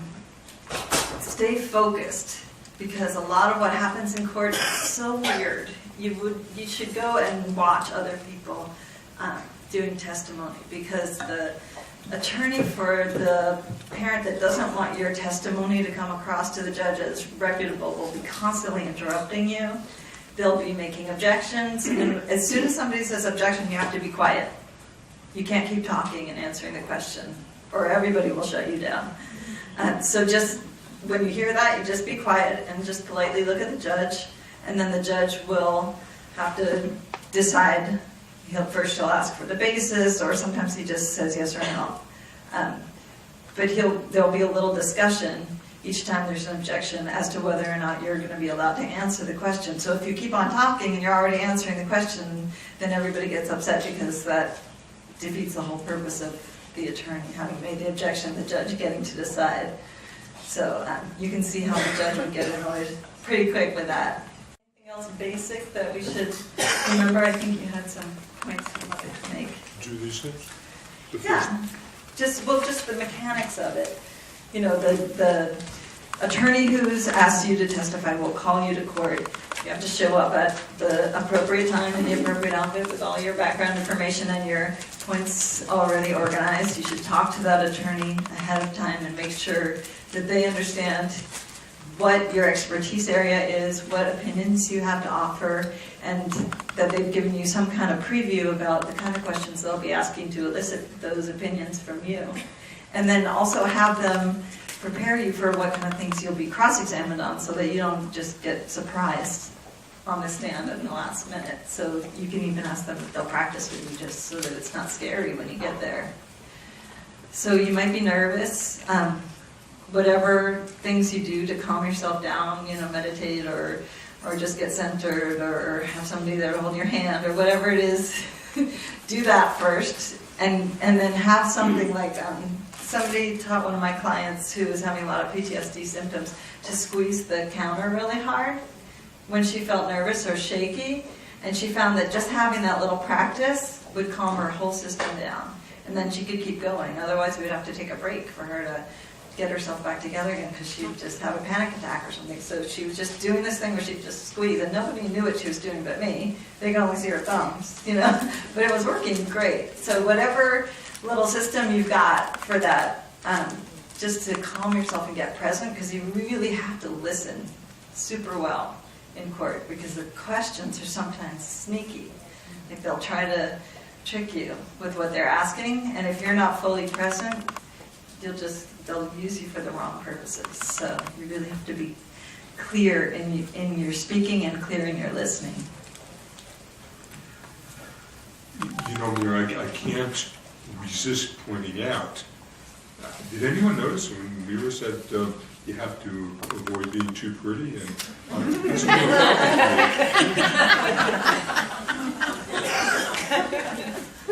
but there's a serious point to that, because in our society, courts and the rest of the world treated what men say as if it was more important than what women said. It's one of the disadvantages that women have in court. And we should be open to talk about that. I wanted to talk a little bit about the context here. We're doing this today, and I hope we're going to do a lot more of it, because we'd like to see advocates as expert witnesses, because you are the experts, and we're used to using mental health professionals. The courts are used to using mental health professionals, which is part of the problem. And as we said this morning, they are experts, but they're experts in psychology, in mental illness. They're not experts in domestic violence. And you need to be ready with that, because the courts are used to something different. And as Mira said, the standards for being an expert witness are quite low. But the court, what they do is often not what the law is. I've seen many times where judges expect a mental health expert with a degree in psychology or psychiatry or maybe social work, and don't think they need to listen otherwise. And there's nothing in the training they receive for those degrees that gives them expertise in domestic violence, and you need to be aware of that. It is very common for courts, for instance, to hear automobile mechanics who don't even have a high school diploma. It doesn't matter if they work regularly on automobiles and they have that expertise, they qualify as an expert witness. So, don't think and don't let the judge, or at least make sure your attorney is prepared to object if the judge is thinking, or if the other attorney is thinking, that you're not qualified because you don't have a mental health degree. That's not relevant to what you're testifying about. And that's really important. And that's again where the Saunders finding that domestic violence advocates have more of the specific training and information that courts need than evaluators. That's a really important point to support what you're saying, and you will be speaking with the attorney, and you can advise the attorney of that so that the attorney can argue for you if it's necessary. Hopefully by doing this, by having more advocates testify, the courts will get more used to doing it. Right now, they're not used to having anyone other than a mental health professional testify. So, hopefully we're going to be part of the transition, and Saunders helps a lot. Another thing that helps a lot, there's something called the Green Book Initiative. And this is from the National Council of Juvenile and Family Court Judges, which again is a very credible organization. They are judges, how can the judge argue with them? And one of the things that they recommended was that when child protective agencies handle cases involving domestic violence, that they should consult, the caseworker should consult with a domestic violence advocate. And as a matter of fact, the Child Protective Agency and the DV agency should work together. Those are best practices. And in communities where that has been done, they are better able to recognize and to respond effectively to domestic violence. So that's sort of a model of what we're trying to do here. You know, we think that if a court needs a psychologist because there's a mental health issue, the psychologist ought to be consulting with an advocate. The Batterer's Parent, which is one of the leading books in the field, says that if an evaluator does not work for a DV agency, that they should consult with someone who does. So there's a lot of things you can cite that will support your involvement, and unfortunately you may have to defend it initially, so we want to give you these resources. And we talked this morning about the fact that there is a bias against advocates, the idea that advocates always are against domestic violence, or that you are serving a client. But, you know, one of the points that I think is really important, and I hope you will make, every DV agency is short of funds. We're not funding DV agencies the way they should be. And what that means is that the agencies have to screen women who want your services. So they're screening to see if you're a victim of domestic violence, if you need help. What that means, if a mother in a custody case is receiving services from a DV agency, the leading experts in your community have screened this woman and have found out she's a victim of domestic violence. And no one's going to think about that or realize it unless someone mentions it. That's you. And in terms of the context, the final thing I want to say is we need to remember that we're doing this in the context of the general failure of courts to recognize and respond to domestic violence. And again, I said this morning, to the extent that you can say it or that you can have this view, because as Mira said, we need to be respectful to the judge, to the court, we need to say what we want to say in a way that they can hear.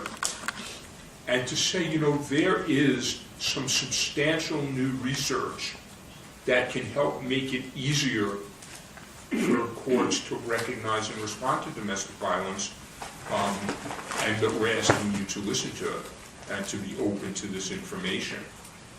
And so it's important to understand, number one, you may be facing a hostile world in the courts, and yet you need to be able to say things directly and honestly about what the problem is.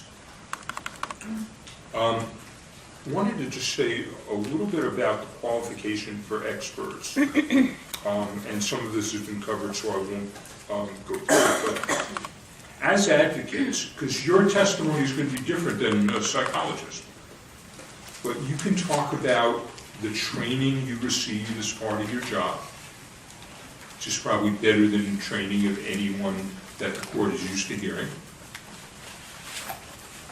The number of survivors that you've worked with is a good measure of showing your experience.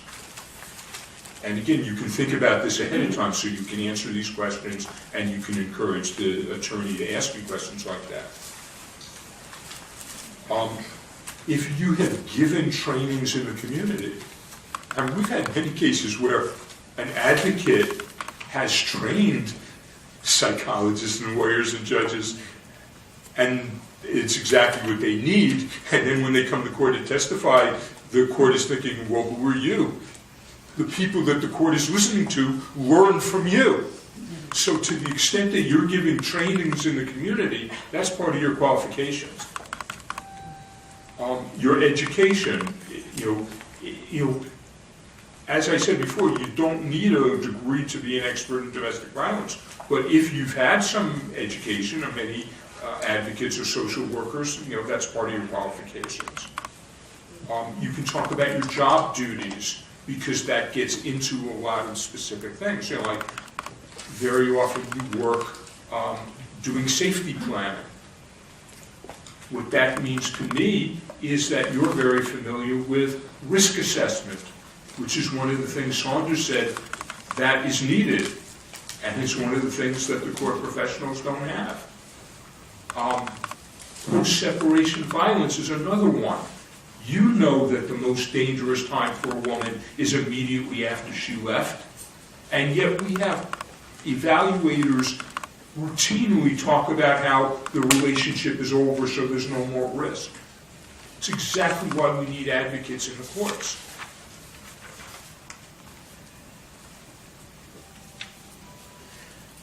And one of the things that Saunders said is that we need a multidisciplinary approach. We're not saying that psychologists shouldn't be involved. They have their area of expertise. You might have substance abuse experts, child sexual abuse experts. You could have a variety of experts. When you're dealing with domestic violence, the advocates are the experts, and they should be part of that team. And we're hoping that your involvement will get the courts used to thinking of domestic violence advocates as who they need in domestic violence cases. Continue? Or you want me to go through some of this? Yeah, go ahead. Okay. One of the areas that you have really important expertise is domestic violence dynamics. And I rarely, if ever, hear an evaluator, a psychologist, psychiatrist talk about DV dynamics, but it's really important. Domestic violence is not caused, with rare exceptions, by mental illness. It's caused by a belief system. Domestic violence are tactics that abusive men use to maintain what they believe is their right to control their victim. We understand that. A lot of people in the court system don't, and so they make a lot of mistakes. That's where they get the idea that if the relationship is over, that there's no further danger. And because we know that it's based on the belief system, even if he doesn't hurt her again, he's going to abuse future partners, because he didn't abuse her because of anything that she did. He abused her because he thinks he's entitled to. So he's going to abuse future partners. Now, what that means and why that's important in a custody case is that if he's given custody or unsupervised visitation, the children are going to witness him abusing still more partners. And the research from the ACE studies shows that trauma is cumulative, so that if children are trying to recover from his past abuse, and then they witness him abuse a future partner, that's a disaster. And people who don't understand domestic violence dynamics don't realize that that's a likely risk. In this area, there was a catastrophic example of a court not understanding domestic violence dynamics. So I'm sure some of you here are familiar with the Amy Castillo case. And she sought an order of protection because she was afraid that her husband was going to kill her children. And right before she went to court, she had marital relations with her husband. And when the judge found out, it was, if you're still doing that, you can't be that afraid of him, you're not, he's not that dangerous. Not knowing domestic violence dynamics, it never occurred to him that it wouldn't have been safe for her to refuse. And that is such a good example of why the court needs to have an understanding of domestic violence dynamics, and that's why they need an advocate, witness that the court's used to hearing from. Can I put in a couple points? Please do. All right, so since we're on the topic, if you get the opportunity to testify in a case where you're testifying about the kinds of issues that Barry was just covering, don't forget that in a custody case, it's really, really, really important to emphasize the comorbidity between DV and child abuse, and child sexual abuse especially. So batterers are 6 to 19 times more likely to be sexually abusive toward children than non-batterers. And there's something like a 30 to 70 is a range, percent comorbidity between a physical abuse of a partner and physical abuse of the children of that partner. So there's a lot of good research on that, and all the sites are in the fact sheet that I mentioned earlier, the child sexual abuse fact sheet. But we've even got the Edelstein site and stuff for the physical abuse in there too. So don't miss your opportunity to put that in. Also, I wanted to clarify something that seemed like it was getting a little confusing this morning. When Barry said that it was less than 2% of women bring false allegations of child sexual abuse, that's my particular area of interest. And so, because that's always the assumption when my clients walk into court with those allegations, is that they're one of the 99% that the judges assume are making false allegations. But it isn't even 2% of all women. 98% of all highly contested custody cases don't have any allegations of sexual abuse in them at all. So we're only talking about 2% of contested cases in family court in the first place. And then within that 2% of cases, there is 6% of them the studies vary between 1% and 6%, and there are 10 different studies. And they were done in lots of different countries and over different jurisdictions, but the lowest one is 1%, and the highest one is, I think, 6% or 7.6% of those allegations of child sexual abuse will have been maliciously fabricated. They're found later to have been maliciously fabricated. So we're talking about the 2% of cases that involve those allegations, only 1 to 7.6% at the worst are maliciously fabricated. When you look at who's making those maliciously fabricated allegations, it's not even usually the parent. Sometimes it turns out that it was just like some other person involved in the life of the child. So when you look at just in terms of who's bringing those allegations, the maliciously fabricated allegations come from children 0% of the time. And that's based on the Canadian incidence study where they had 10,762 cases. And there was 0% of false allegations of sexual abuse being brought by children. So there are some older studies that show 2%, but it was based on teens who were actually sexually abused, and they fabricated who the abuser was in order to avoid being returned to that person's custody. But they didn't lie about having been sexually abused. And they were being in danger of being sent back to an abuser. So you have to take that 2% in the very limited context that it arises in. So children, pretty much 0% of the time. Fathers bring allegations of child sexual abuse against mothers. I have the actual number of statistics here. Not very often, but when they do, they bring these only in 17% of the 2% of cases.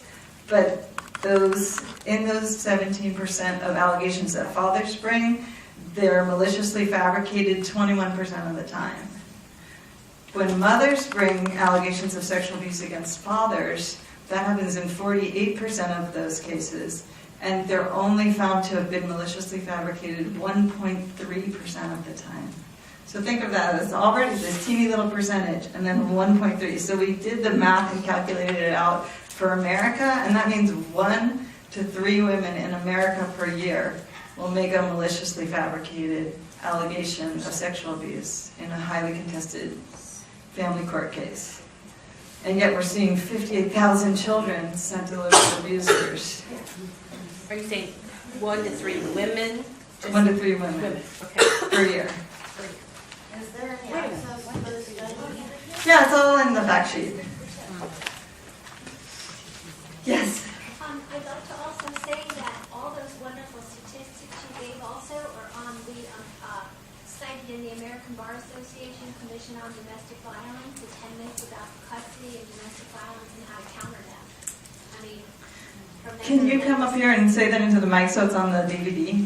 That would be awesome.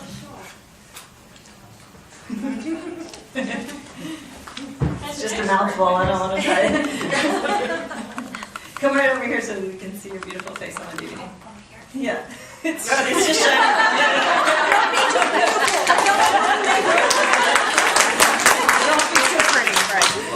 Hi everyone, I'm Linda Marie Sachs and I'm the Florida National Organization for Women co-chair of the Child Custody and Family Law Committee. And I just love these two people and all of their wealth and their knowledge and that they share it. And they empower us to go out into the world and make this world a better place to speak up on behalf of all of these children and all of these protective parents whose voices haven't been heard but are being heard because of you and because of you and because of us all joining together. And having those thank yous said, I love the statistics that she just gave and I use it all the time. And it's available online, but it's in the American Bar Association Commission on Domestic Violence. And it's put out, and it's the 10 myths about 10 myths about custody and domestic violence and how to counter them. And these statistics are from 1996, and one that I like especially the best, and I use it all the time, is myth number 5. Abusive fathers don't get custody. And it states how the American Bar Association and the American Psychological Association say that they get it in 70% of contested cases. So this document I use everywhere. I mean, I have it like printed out everywhere. Is there a URL? Is this something they should know? Well, that's the ACE study that you were speaking of. But it's online. If you just Google it, and it's also in my U.S. Supreme Court cert petition, and it's cited as well. But it's available. And if you don't have it, just let me know, and I will get you a copy. It's Linda Marie Sachs at AOL.com, LindaMarieSacks@AOL.com. I have it right in my little, copy and paste. But thank you. But that's a really, and that's from the American Bar Association. What is that book that you Pretty have? reputable. What is that book that you have there?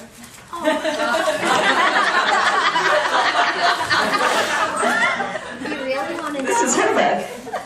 Connie, can we tell? Okay. Okay. Oh my goodness. Well, Connie from the California Protective Parent Association commissioned this book, and she requested that on Monday, in front of the House of Representatives Energy and Commerce Committee for Oversight Investigations, that the title of it, and it's just mind-boggling. People on the plane were like, people are like, what are you tabbing? And I'm like, well, it's a little controversial. And my lady's like, well, either you're going to show me or you're not. And I'm like, okay, I'll show you, but just be prepared. It's very controversial. And when I showed her the front of it, she's like, yeah, I believe that. That's true. It is the United States of America fails to protect abused children. And the second part of it is family court gives custody to batterers and pedophiles. Awesome.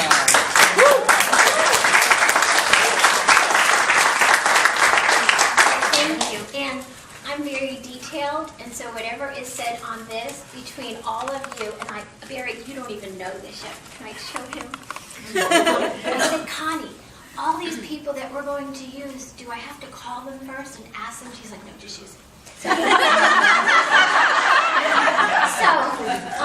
after we write this, after this letter is in there to the committee members, thanking them for listening to this, that, over 1 million children in the last 20 years have gone into the hands of the person that they identified as their perpetrator. And it's hard to believe that this is happening. And we get through the nice little letter. Section 1. Oh, I love what he writes. Oh, my goodness. Section 1 is the U.S. Department of Justice versus Custody Court System by Barry Goldstein. And look, it shows, oh my God, I love this. And it was supposed to be in color, but this was supposed to be in color, but my printer somehow didn't print this in color, but it's okay. But look, it's all about how it's mafia court system with fraudulent psychologists and custody evaluators who's in cahoots with the judges and the guardian ad litem. But it's a document that lays out how the family court system is broken, how fraudulent psychologists are hired by, opposing counsel to dismiss, ignore, and suppress credible evidence of child sexual abuse. And guess what? We have 3 case studies in there from 3 Florida cases. There's numerous others, but only 3 could go into this printing. From Dr. Deborah O'Day of Psychological Affiliates in Winter Park, Florida. And she's also known to go around the United States and speak in the UK. And she trains judges. So I wanted to tell the advocates and the other organizations that it's really important when you hire someone for training or bring them in, please Google them. Because our Dr. Deborah O'Day, who's fraudulent, and I can say that because I back it up with evidence, she teaches judges, and she teaches CE classes for the Bar Association, for the Florida Bar Association. She sits on commissions with our Florida Supreme Court. She gets awards for protecting children. And we just print it out and document and say, oh my gosh, are you kidding me? So that's what this book is, and this goes Monday. This version isn't out for publication yet because we have the winter report that's copyrighted in tab 15, and the cases 12 and 13, those moms were so courageous enough to bring forth their documents and let us publish them. They were, they were not blacked out with the children's names, so it's only a limited group of people who are getting this black. When I go back to Florida, and we sit for hours and take out the mom's children's names and their birth dates, and we get the winter report either for them to agree or we take it out. Trust me, it will be out. I guarantee you all have a copy of it. Thank you so much.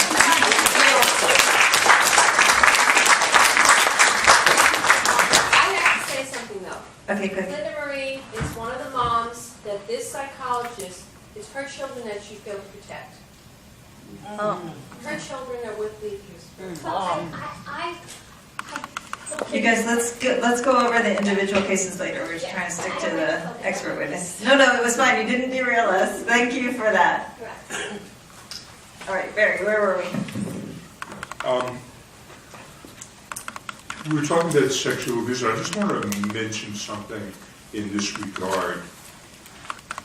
Sexual abuse is different than domestic violence in the sense that a mother knows if she's been domestically a victim of domestic violence. She was there. In most cases of child sexual abuse, the mother wasn't present for obvious reasons.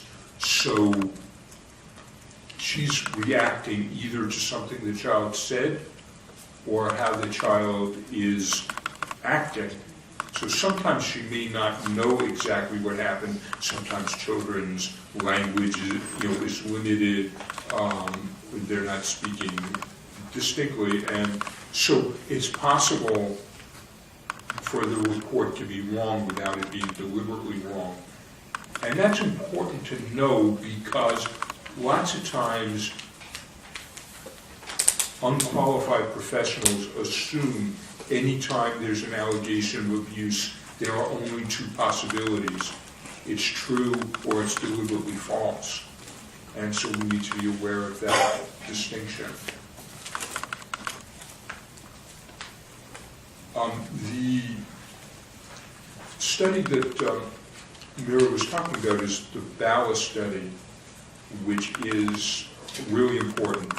When Dr. Saunders talked about the myth of women making false allegations, it was based on the Ballast study. And there's an interesting part here. What do you say about Ballast? It's B-A-L-A. B-A-L-A Nicholas and Trocme, T-R-O-C-M-E, Nico. Was it 2006 or 2005? It's even earlier than that. It's in the footnotes, I'll look it up. Mira, what was your first name on Bell? What I wanted to mention about that is the 1.3% where the mother in a contested custody case made a false allegation, and one of the statistics is that fathers involved in contested custody are 16 times more likely to make a deliberate false allegation than women. And the first thing, you need to put that in context, because it sounds off. So I don't think we believe that women are 16 times more honest than men. That's not what the study says. The study is limited to contested custody.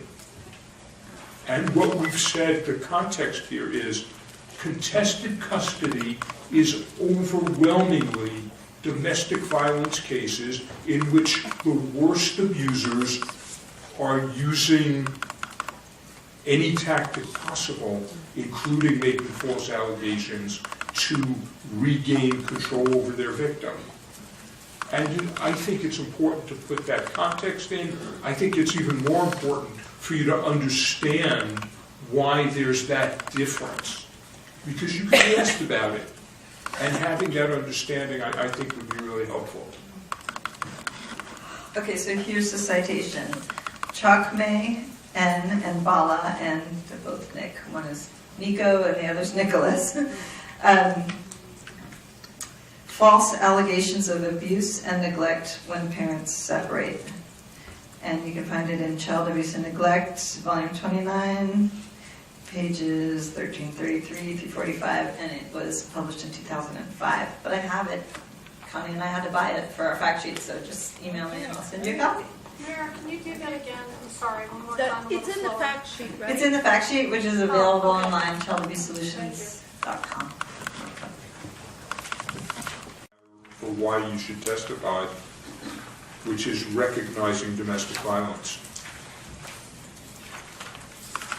We have a big problem in the courts that they routinely disqualify true allegations of domestic violence.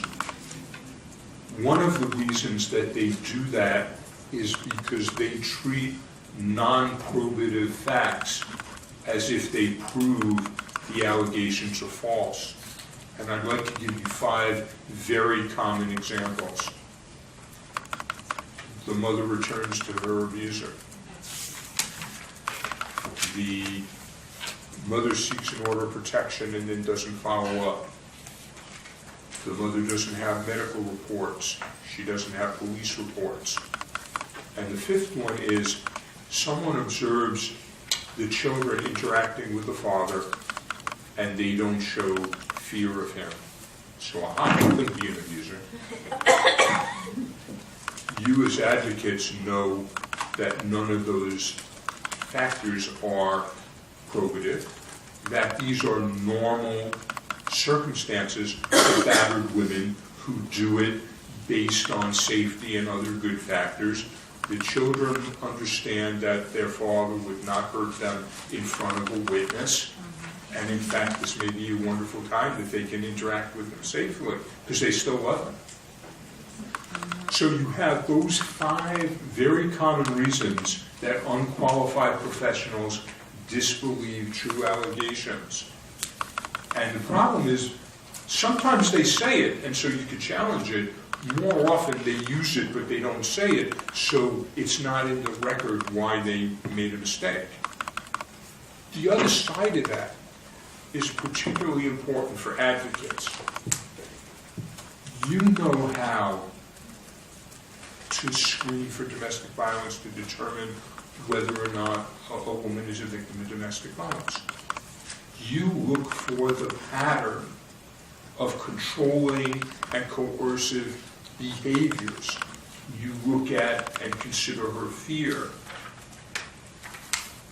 You look at his belief system.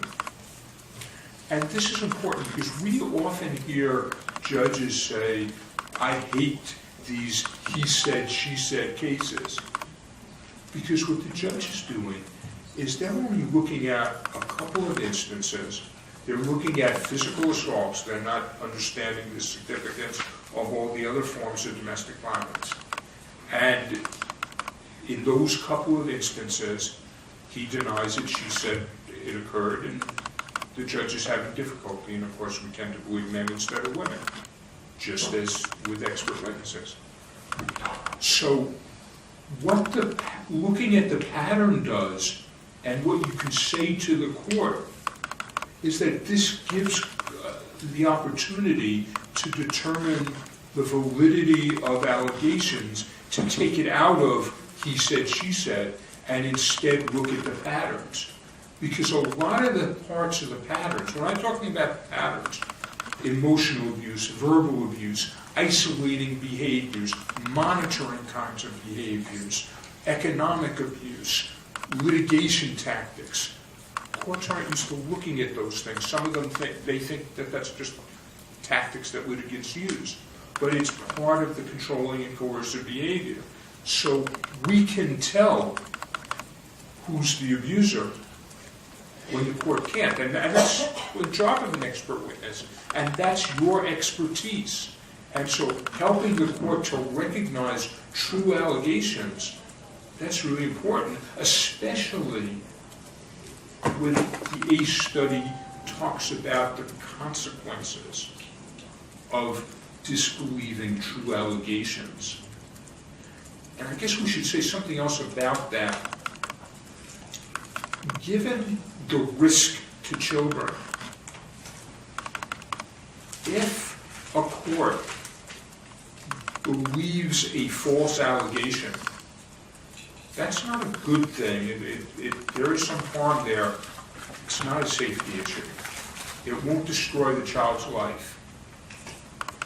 If a court disbelieves a true allegation and sends the child to stay with an abuser or a rapist, that can very easily destroy the child's life. That's a catastrophic mistake. And in so many other parts of the legal system, they will consider the risk of making a mistake in either direction and err on the side of safety. And they routinely don't do that in custody cases. And so it's something you can point out to the court, that the risks of not believing allegations of abuse are catastrophic. And that's where you're going to talk about Saunders and ACE. Can I put a point in? Yes? Okay, and then also don't miss the opportunity to say that the few studies there are about alienation, none of them have shown any damage to children from the alienating practices that judges are so concerned are going to be so damaging that they take kids away from mothers. So long term, no kid has shown any negative impact from having been talked to negatively about their other parent, or even having been highly resistant to visiting with a parent. Eventually, if there was no abuse, all those things just tend to work themselves out, and kids get relationships with the parents they want relationships with, and there hasn't ever been shown to be any damage to the child. Whereas not being believed, not being protected, we know that from all the research what that's going to cause. Okay. One of the most important reasons that we're doing this today, and we hope to do more, is that we think there's a lot of really great research that we've talked about today that ought to change the courts. And the courts, the way evidence is, the research has to be in the record for the court to consider it. An attorney, can cite a research document, but it's not the same thing. But if an expert witness says, the Saunders study, the ACE research, is authoritative in the field, then that's part of the record. The court can use it, an appellate court can use it. That's how it gets in. And that's why it's so important for advocates to be expert witnesses, because you can bring something in that otherwise the mother would have no way of getting in because she couldn't afford an expert witness, or the expert witnesses that are the usual suspects don't know about this kind of research.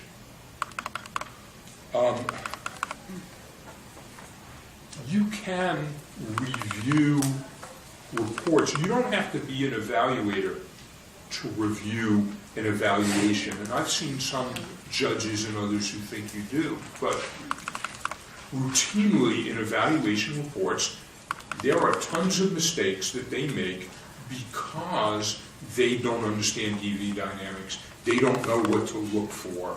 They're making various assumptions. A lot of the time, they're thinking that the psychological tests support their conclusion, when the fact is that psychological tests tell them nothing about domestic violence. So that you, as an expert witness, can read the evaluation report, and you can point out mistakes in that report. And one of the things you can mention is that it appears he never or she never consulted with a domestic violence expert. Very frequently in evaluations, there are statements that no one who understands domestic violence would ever make. I had one case in which the evaluator said, the mother is a strong and articulate woman, so she couldn't possibly need a DV advocate. Now, that statement alone should have told any judge, lawyer, anybody that the evaluator was not qualified in that case. That's the kind of thing you can point out. You can point it out to the attorney, because you're helping. Not only are you an expert witness, but you can be consulting with the attorney. You can give the attorney information that the attorney might use to cross-examine the evaluator. So you can review those reports, and you can find things that can help the case. One question that may be asked is, well, did you speak to the father? Because traditionally, if you have an evaluation, you would expect the evaluator to speak with both parties, even though he wasn't listening to the mother. But you don't have to speak to the father to know things. I mean, in terms of determining domestic violence, not being manipulated by an abuser, that's probably helpful. But you can see that the mother is convincing. You can see the information that she provides. That's what domestic violence looks like. And you can provide the research. You don't need to speak to the father to know about the Saunders study or the ACE research and how allegations of abuse would impact children. I mean, even if what you're doing is providing part of the picture, if you're telling the court that certain claims that the father made are not probative or do not discredit the allegations. I mean, we recently saw Woody Allen made some statements about how his daughter had said different things and used popular misconceptions to try to discredit what she said because of her affect or something like that. And even if the witness can't say, well, I know this happened, she can say those factors in no way disprove the allegation. So she can contribute to what's going on. She can tell the court that if he did this, this, and this, this is the consequence, this is the risk. She can tell the court that if the child is facing domestic violence, child abuse, or other traumas, there's a serious risk that her life will be shortened. I mean, that's something the court should consider, even if we don't have the whole story.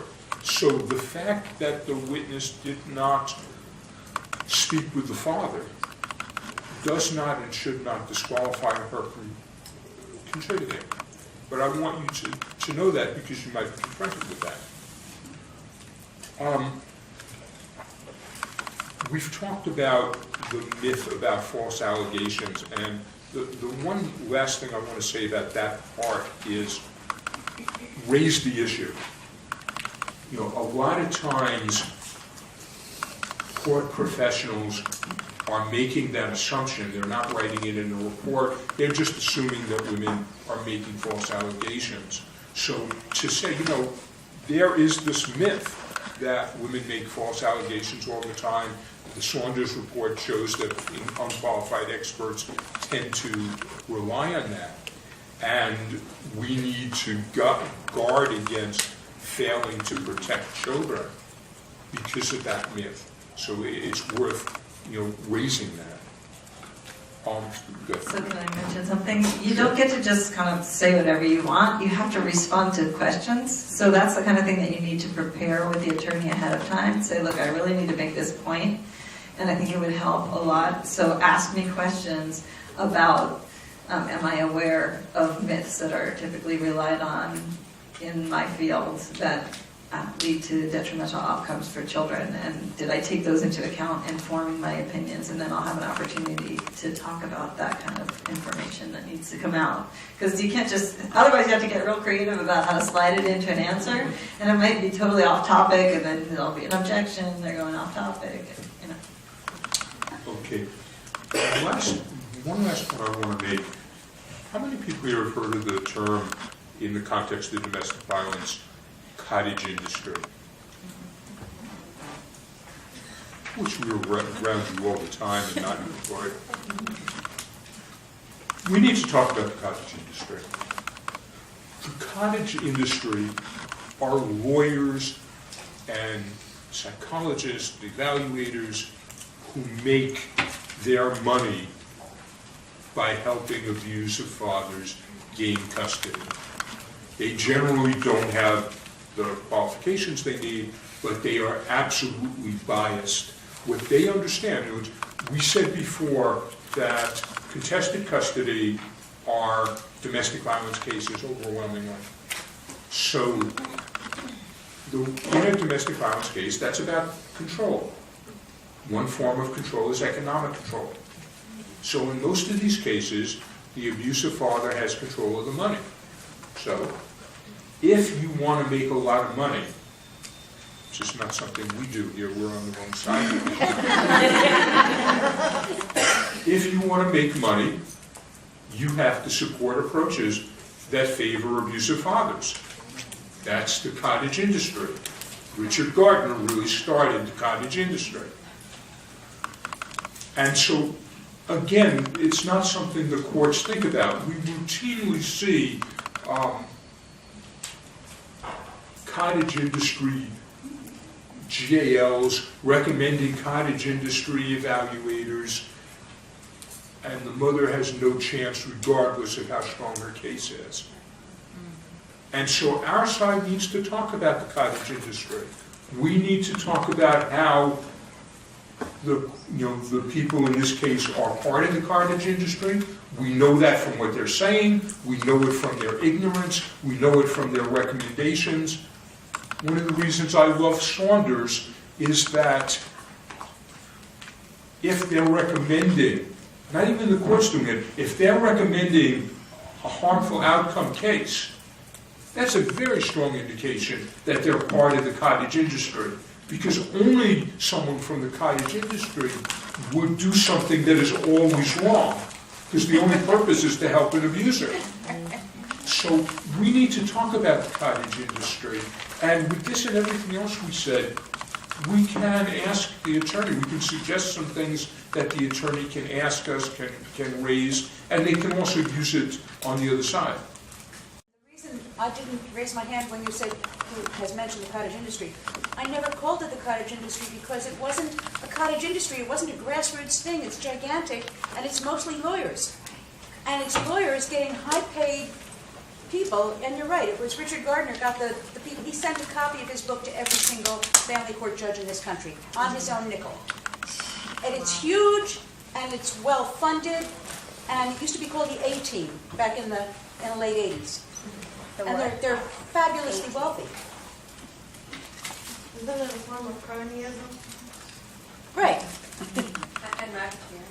It's fraud and racketeering. Fraud and racketeering. Yeah, it's a RICO case. It's a RICO, but they haven't been sued as a RICO. Yes. But it is also therapists, not just lawyers. My custody evaluator was a friend of the lawyer that I had.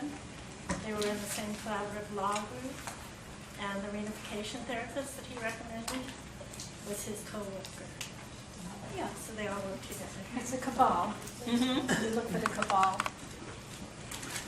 How do you suggest that you handle it when you're, as an expert, if you believe that your evaluator is part of the cottage industry, yet the evaluator was appointed by the judge, and the judge has perhaps already expressed his reliance on this person or his respect for this person, then are you running some risk asking your expert to make those kinds of statements?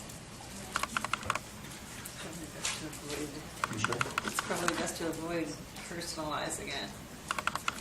Come to some conclusion. You know, I think that, I mean, sometimes these cottage industry professionals are friends of the judge, or at the very least, experts that the court uses regularly. And so we have to think about how we're going to say it. But I think we need to say that there are evaluators and other mental health professionals who are biased in favor of abusive fathers. And it's a double harmful thing in that they don't have the research that is needed to protect children, and it's financially beneficial to them to help abusive fathers because that's where the money is. And it's good for the judge to hear this. You know, I'm hoping that if we get more advocates in as experts, that the court will start hearing some of these arguments more than once. And so they'll start to think about that's the other side of it. Because right now, they just assume that these quacks are neutrals. And the really outrageous thing is we've seen courts treat the cottage industry as neutrals and domestic violence advocates as biased. And think about what the cottage industry is trying to do. They're trying to undermine domestic violence laws. That's what they're doing. And the advocates are trying to support the law. Something off here. I would just say you want to tread very lightly. It is important that we speak about it, but I think if you personalize it by naming names, then they're going to instantly get defensive and think of you as the enemy. And that was also a point that I was kind of hoping that we'd get into more earlier when we were talking about all the different ways that you can get involved and make a difference. You've got to always tread lightly between being a radical and making a big difference and hitting the streets and demonstrating, and then being in court and wanting them to listen to you there too. So you might want to divvy up the tasks between people in your organization, you know, like have some people who are designated as going to court and some people who are designated as doing advocacy, so that you won't have someone who's just been in the newspaper holding up a banner sitting before the judge, or they're just not going to be able to be as effective. Or you might want to be doing things on a personal level that are more radical, and in your work environment try to be working more with the courts and hope that that doesn't overlap. Although a good defense attorney will always find out what you've been up to. But it's true, we have to do all of this, and we have to have them listen to us. So you know, it's hard for us too, because we're considered the radical attorneys and all of those trainers, those people, by the cottage industry. They're very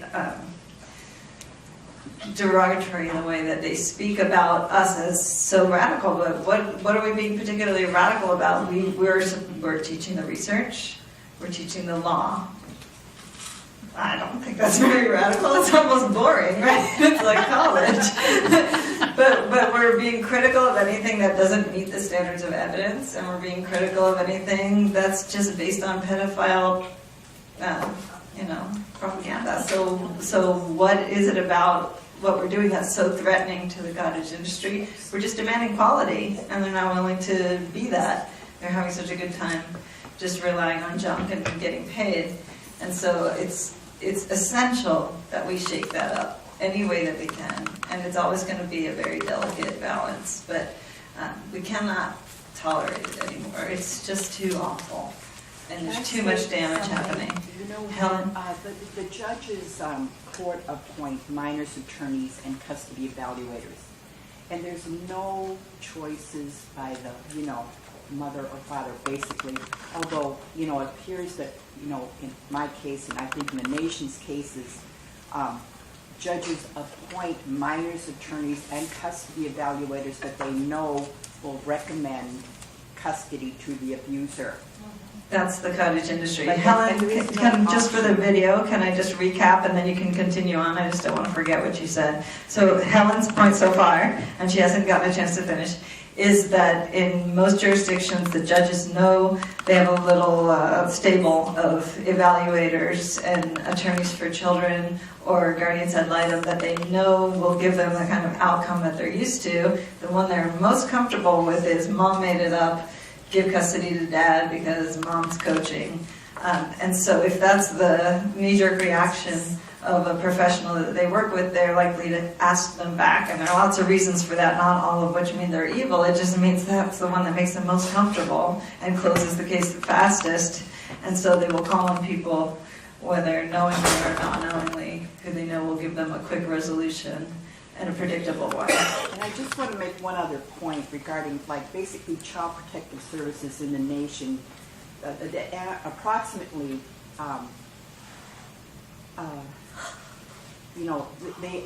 approximately 95% of all allegations of abuse they find to be unfounded or false allegations. I just read a report, an investigative report, because there were 570 child fatalities in 18 months in Los Angeles County, reported to Child Protective Services in Los Angeles County. And I read their 86-page report. But the majority of child fatalities come from false allegations, which their policy at Child Protective Services, according to the investigative unit, is if they unfound an abuse allegation, within weeks it gets turned into, their policy gets turned into false allegations of abuse. The majority of child fatalities are labeled false allegations of abuse. And this is in the nation. Approximately 95% of all Child Protective Service investigations are unfounded. And I think that they're 95% wrong about that, personally speaking. Okay, so for the video, just bear with me, I'll try to recap. So Helen was just referencing a report that came out of LA, and but it was national statistics? Well, I believe it's nationally. That's my opinion. All right, and my understanding was that the report was saying that 95% of child fatalities that have been through the CPS system were initially designated as unfounded and then called after that by CPS or by family courts, labeled as false allegations of child abuse, and then the child was killed. And later, upon investigation of those cases, they found a 95% rate were disbelieved. Yeah, that's really high statistics. It used to be 60%, and that was bad enough. Now 95 is pretty ridiculous. But that's also because of the administrative review process in CPS. So in Rhode Island, it's DCYF. The child alleges abuse, the call goes into the hotline. The investigator goes and finds that there is a reasonable, probable cause of abuse. The father hires an attorney who goes and meets, and at that point, it's a case between him and the state. And the mother is The never mother has even no notified. voice. She's Right. never notified. And so what we find in those records and those decisions, this is just an attorney comes in as a hearing officer, hears this appeal, and overturns the investigator's finding. And DCYF didn't even send a lawyer to defend that investigator's finding. So, and at that point, the father's lawyer says, it's this It's been mother proven who has wrong. never even been notified of this hearing. So it's at that appeal in the Child Protective Agency, an administrative appeal, and that's another level that we need to be looking at. It's true. Okay, so we need to get back to the these are really important points, and I'm glad they're being made. I'm just worried that we're going to run out of time. So I'm going to quickly recap that there are different administrative appeal processes in each state whereby the accused can have, if they have a proper representation, have a finding of abuse that's been an initial finding be overturned before the other parent is even aware that it's happened. And that's another area that we need to focus on to make sure that attorneys for fathers who have been abusive and have those hearings overturned administratively don't then get to use that as vindication. Okay, Barry. I was finished with this, did you? I had a couple of things, but how much time do we have? 15. We don't have any time, but we can. Go ahead. All right, well, just a couple more. Listen, I'm going to go find Connie in the meantime. Okay. Where is she? She was here a minute ago. Disappeared. Okay, so just more things to remember about the mechanics of being in court. You're going to be asked for your opinions on different subjects. So make sure that you know ahead of time exactly what it is that they're asking you to opine on. Make a list with the attorney of the issues that they will be asking you to have an opinion about. And then you're going to be asked, especially on cross-examination, about the basis for your opinions on that. So under each different heading that you are going to be asked about, make sure you make a list of all the documents that you reviewed, all the people that you talked to, all of the different experiences you had with these clients or this family that went into your decision making on each issue. And those can overlap. You don't have to save, like client interviews or having gone along as a support person to a hearing with that person as it doesn't just have to go under one opinion. It can be informing all of them. But it's okay to just be repetitive, block and copy, but make yourself a really clear list of exactly which issues and then all the different things that went into your thinking on each one of those issues. Is that clear? Let's see. You want to be able to explain what you relied on, like any reports that you read by other professionals, any conversations that you had with experts, any consultations that you had with people that you work with or people whose opinion you regularly rely on in preparation for expert testimony. And it's good if you have people that you've talked to. I mean, obviously, when you're conferring with your colleagues, it's good to maintain confidentiality so you don't have to give case names but if you can say, well, I passed this by somebody in my office who has 40 years of experience dealing specifically with this type of case where these elements are at play, where I only had 6 years of experience with that, but I asked those questions that I thought I was not strong on, and we went over the pros and cons. Look how good that makes you look in terms of how carefully you're preparing and how carefully you're designing your opinions. Remember that your purpose there as an expert is to educate the court. Don't assume that the court knows anything. They probably don't. They probably don't even care. So your main purpose is to educate the court, but you've got to make the material that you're presenting interesting, compelling, and make it seem like it's going to really matter because you want to move them to pay attention and to learn something that they didn't already know. And they like to think they already know everything they need to know. Be aware that, especially on cross, you might get hit with a bunch of hypothetical questions, and hypotheticals are almost always tricky, and they're there to try to get you to contradict yourself or to admit something about the weakness of your client's position that you otherwise wouldn't admit. But you don't need to go along with the hypothetical. You can complain to the judge, I've lost I've lost the train of this question. Do I really have to ask this question? Is this question relevant to what we're talking about? Or you can answer the question by saying, well, I understand I'm supposed to be taking all those facts that you just stated to me in hypothetical fashion and answer those, but those aren't the facts of this case, and so any answer I could give to that wouldn't really be relevant. But I do have an answer specific to this case if you want to ask me a question about this case. Often they do it hypothetically just because they can't ask you that specific question because they don't want the answer that you would be giving. So just keep bringing it back to being real, and I think the judge will appreciate that. There's always going to be a weak point in your case.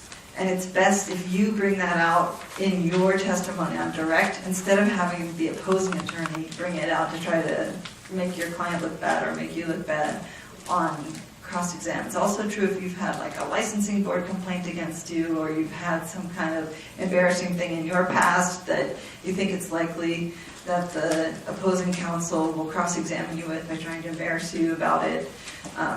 Like you got disbarred or whatever it is, right? So you want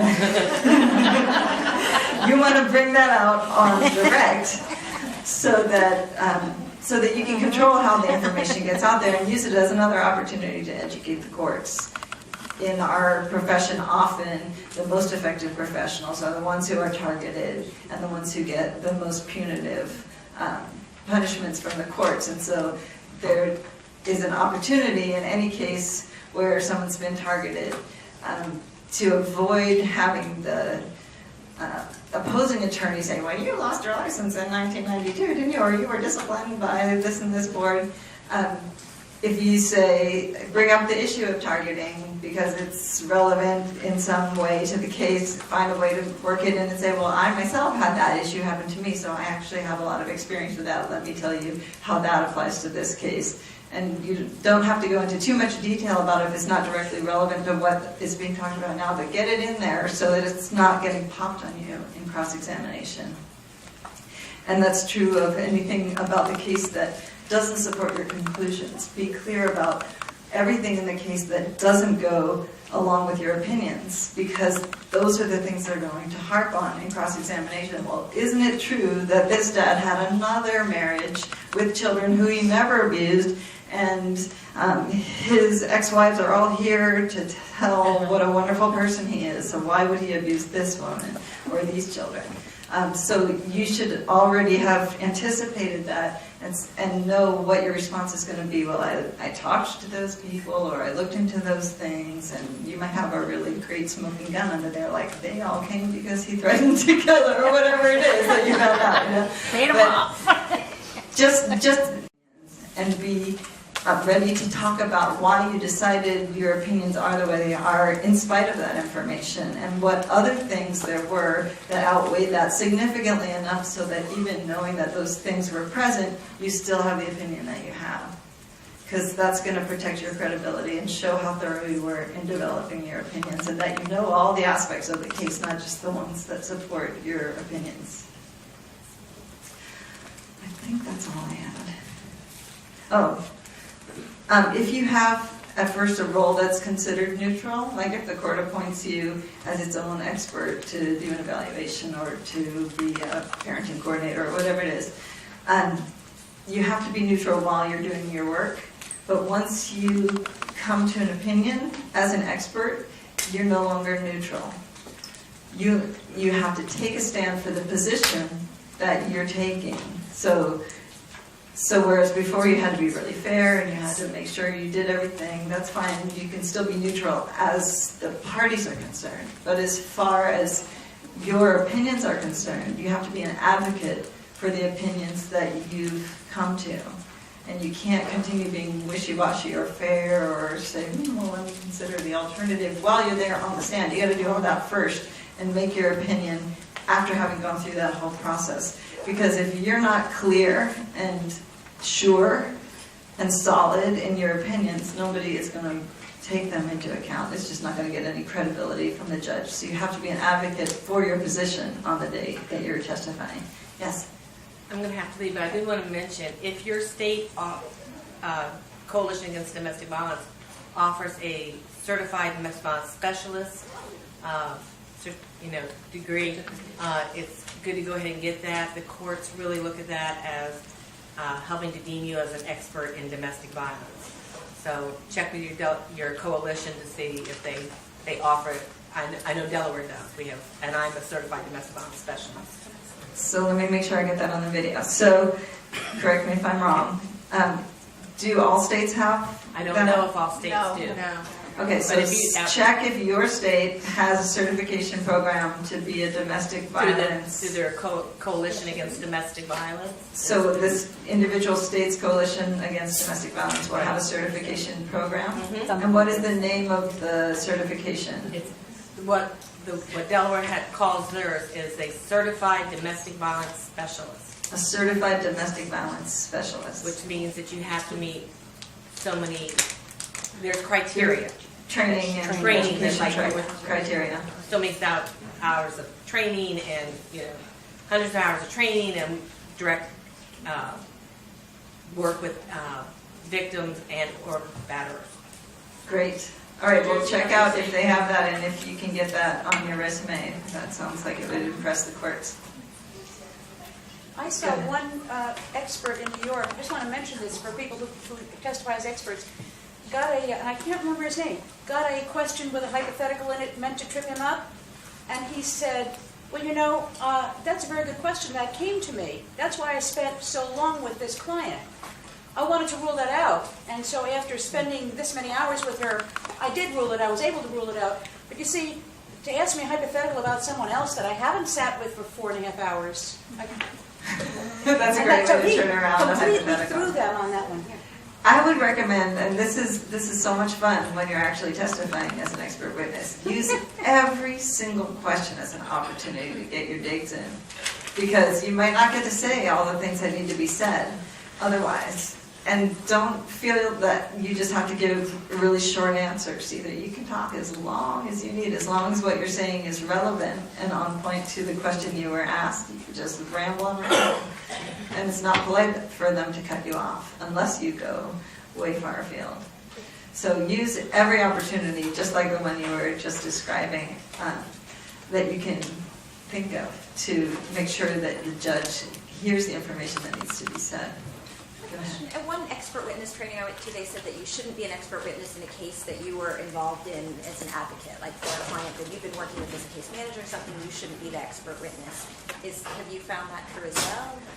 Well, in some states, the question was, in case the video can't hear it or anyone, and you went around the corner can't hear it, was that some people say that you shouldn't be an expert witness in a case, you should serve as an expert in a case in which you were an advocate for one of the parties. The policy is different state by state, and it really matters more what your licensure requirements are. Like if you're a mental health professional, you can't cross over roles without getting informed consent from all the parties. So whereas this is another place where it depends if you're being called for your expert opinion on something or called as an expert evaluator, for example.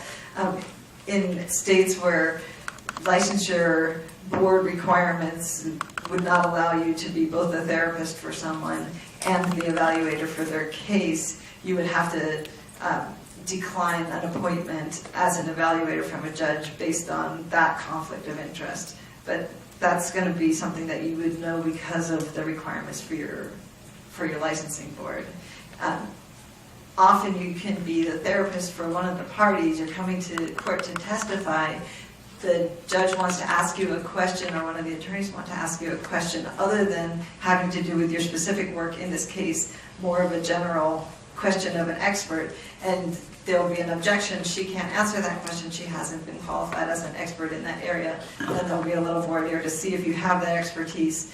And then once it's established that you do, they can ask, they'll give permission for you to be asked that question, and you can testify in answer to that question as an expert, even when you weren't called as an expert witness, you were there as a fact witness.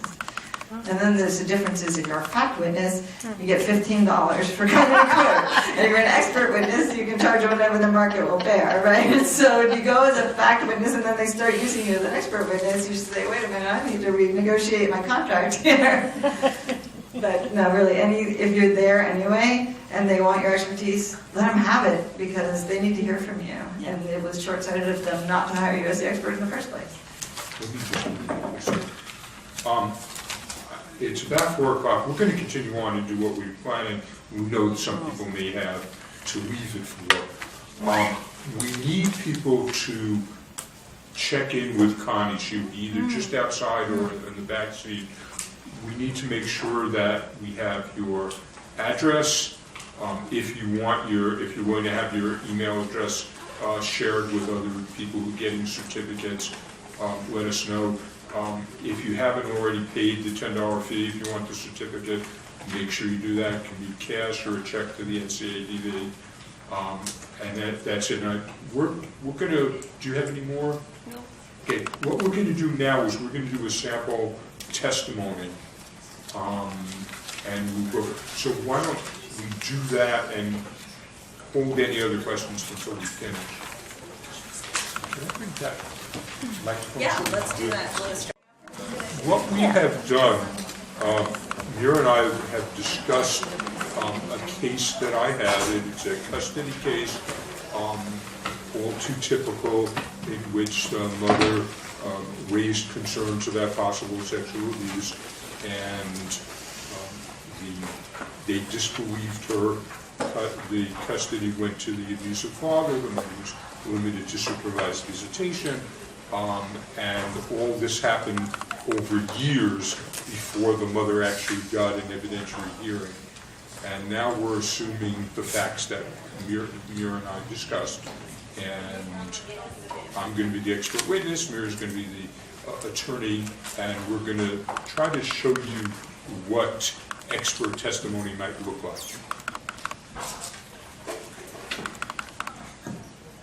All right, so the attorney who calls the expert would say, Your Honor, I have an expert waiting in the hallway.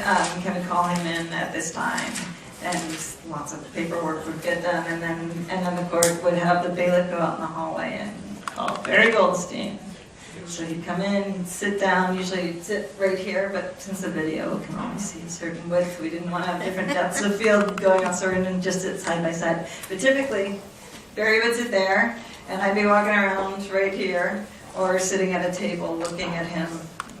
If we did it here, I'd have my back to you, which wouldn't be very nice for you. They would swear me in, they would ask my address. You can use your business address if you want. And they'd have you spell your name for the court reporter so that they'd be sure to get it right in the record. Do I call you Mr. Goldstein or Dr. Goldstein or? Mr. Okay.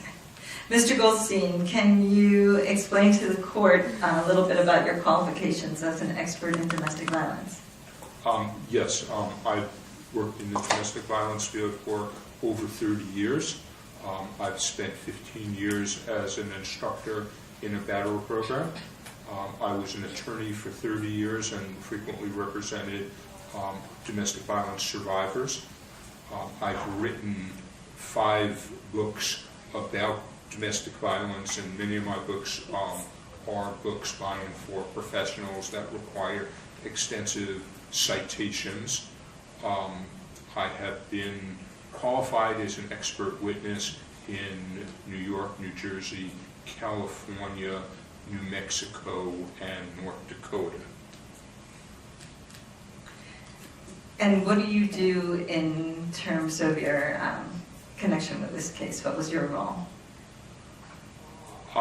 The mother contacted me for information. I have a number of websites, and I've written a number of articles about domestic violence in custody, and she asked me if I could help her, and we worked out an agreement for me to serve as a consultant and expert witness. Do you provide training for other professionals? Yes, very frequently. I've probably done 75 or 100 trainings. I've worked with the NCADV, the Battered Mothers Custody Conference, the Oklahoma Attorney General, a few different state coalitions, the Oregon Attorney General Sexual Abuse Task Force, and many DV agencies, colleges, so I do that very frequently. Did you bring with you to court today a copy of your curriculum vitae? My resume, yes. And do you have copies of that to share with the parties? And of course, the attorney would pass them out. Is this resume up to date? Yes, it is. And does it? Except for this advocate training I was just doing today. We'll take care of that right away tonight. Right? Have you also received special training yourself in the areas that you're going to testify about today? Yes, I've done, I'm sure, hundreds of professional trainings, and in addition to that, as part of my work in the Battery program, we have an hour and a half of training every week, so I've literally had well over 1,000 hours of training. And can you tell a little bit about any degrees that you have that are specific to assisting you with the opinions that you're going to give today? None of the degrees that I have are related to domestic violence. Can you tell us what degrees you hold? Sure, I have a BA from George Washington University and a JD from New York Law School. And have you received awards? Yes, I received the Believer Award from the Battered Mothers Custody Conference and the Brother Peace Award from the National Organization for Men Against Sexism. So you guys are probably not going to have a resume like Barry. And it's okay. And so just to go through these kinds of questions with the attorney ahead of time. They'll have a copy of your resume, so you don't, this is what I was talking about. My friend who testifies for me all the time as expert witness, we could just go on for days and days and days with the 32 pages of things he's published in awards and stuff. But it's okay to just have what you have and know what you know, as long as you've got it all written down. You just need to make sure that the attorney knows not to ask you, have you received any awards, when you actually haven't, because then it's just going to look bad, right? So you would have practiced this ahead of time, okay? So, Mr. Goldstein, how many survivors have you worked with in the domestic violence field? At least a few hundred. And what kind of work have you done with those survivors? Well, when I was an attorney, I often represented battered women survivors. When I became an advocate, I've worked as an expert witness, as a consultant. I've spoken with them as part of the research and various books that I've written. And since I'm really a nationally known expert, very frequently protective moms will contact me to talk with me and get some advice. And how about abusers? Have you worked with abusers in the past? Over the years in the Battery program, I've worked with well over 1,000. And what kind of capacities did you work with them in the Batterers program? We do classes, so the batterers in the class would have to do 26 or 52 weeks, depending on what the court assigns them, and I'm one of the instructors in the program. And those are better intervention programs? Yes. How about children of domestic violence households? Have you worked with them directly? There are children that I've worked with, but mostly I've worked with their mothers. And what documents have you reviewed in coming to your opinions on the case today? I've read the evaluator's report. I've read some of the petitions for the court. I've read some of the therapists' reports. I've read the child protective reports. That's pretty much it. And what parties or witnesses have you spoken with? I've spoken with the mother, and I've spoken with you prior to court.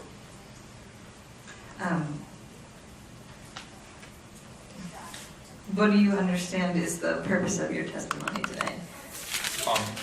I'm going off your notes here, so it's not a question that I would normally ask. Okay. I'm very familiar with current research, and one of the important parts is for me to bring scientific research into this case and to explain how it impacts the well-being of the child. And what's the basis of your expertise for child well-being? I'm very familiar with the leading research, particularly the Saunders study, which comes from the U.S. Department of Justice, the ACE research, which is Adverse Childhood Experiences, which comes from the Center for Disease Control. I'm familiar with primary attachment research, and a variety of domestic violence areas. I know domestic violence dynamics, and I've written and edited extensively in the field.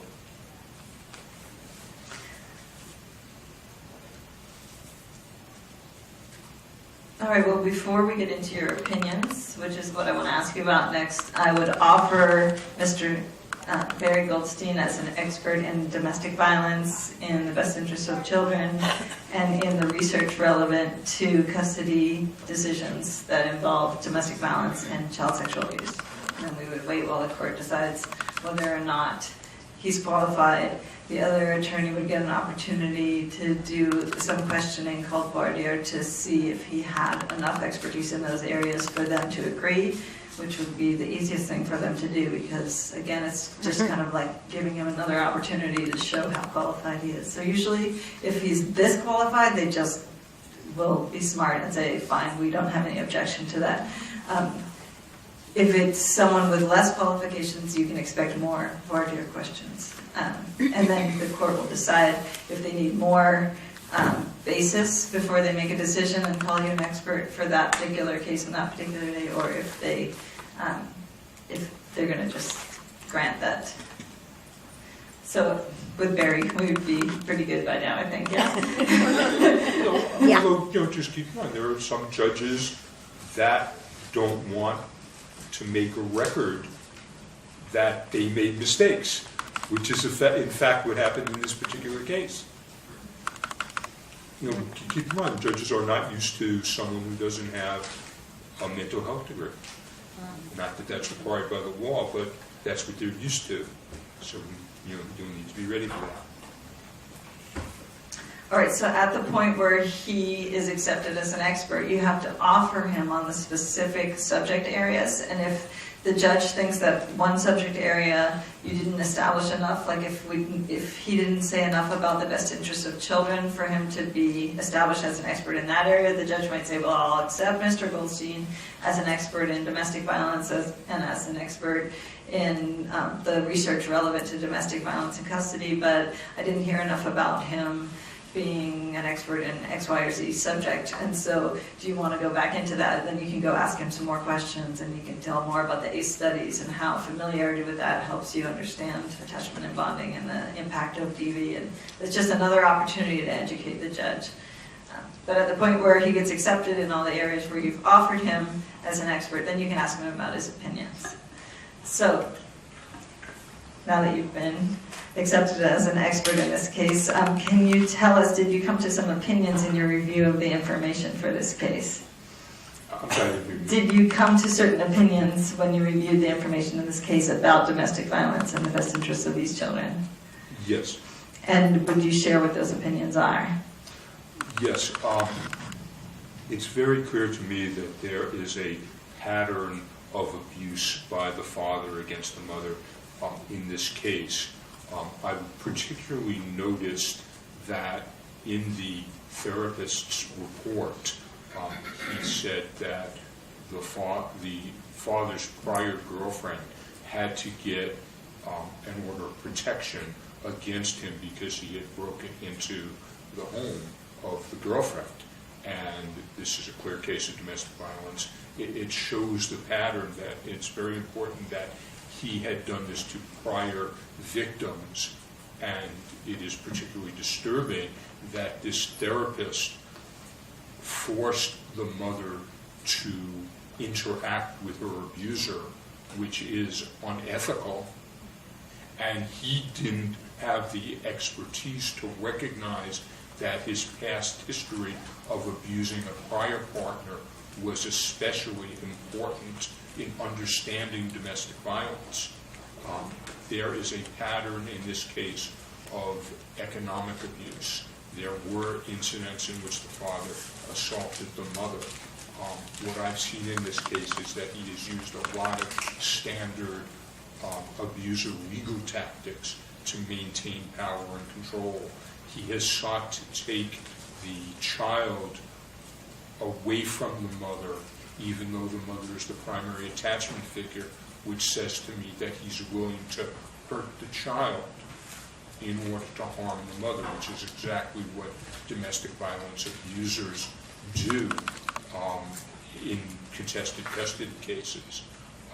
There's been a series of verbal and emotional abuse, and what I've seen in reports from various mental health professionals, particularly the child's therapist, is that both the mother and the child are afraid of the father, and that's significant because what domestic violence is about is using intimidating and coercive tactics to scare the victim to do what the abuser wants, and so all of that is part of the case. I So notice how I didn't interrupt him that whole time, I just let him go. The other attorney would try to interrupt. But as long as, but he's, yeah, well, not necessarily. If you need that time, like we were, yeah, we might need to break it down if there's an objection. But as long as no one's objecting, I just let him go, right? Because I don't want to distract anybody from what he's having to say. But sometimes you've got to ask a real specific question and get a really specific answer and then go to the next thing. So in that case, we would have prepared to break it down by do you have opinions? Are you prepared to give them? What are the opinions about? And we would list like 5 areas. I have opinions on DV, I have opinions on risk assessment, I have opinions about what's going on with the investigation by CPS, I have opinions about how well the evaluation was done. And then we go through each one of those one at a time and do sub questions, and it'd be a lot more focused. But if nobody interrupts you, just go. I said are things you know. I didn't talk about anything that you're not qualified to point out that you would see if you read the documents. This is what you're doing full time. Have you got any opinions about how Child Protective Services handled this case? Yes, I'm particularly disturbed that what I saw in the affidavits of the child protective caseworkers and the therapists and the evaluators, most of whom were picked by the Child Protective Agency, they kept saying the same things. They said the prosecutor didn't bring charges, the Child Protective Agency didn't file a complaint, and the child didn't show an effect, or she wasn't willing to talk about the alleged sexual abuse. Hold on, let's take each one of those one by one. What was disturbing to you about the fact that everyone was citing that the district attorney didn't file charges? Well, in order for a prosecutor to bring criminal charges, you have to prove something beyond a reasonable doubt. And that's a very high standard, particularly when you're dealing with a young child who's been traumatized. So the fact that they didn't bring charges doesn't mean that the allegations are false, much less that the mother deliberately made a false complaint. But it seemed that these professionals were making that mistake. They were making that assumption because there was no there was action by the district attorney? Right, there was no factual basis to think that the district attorney didn't bring charges because it was a deliberately false complaint.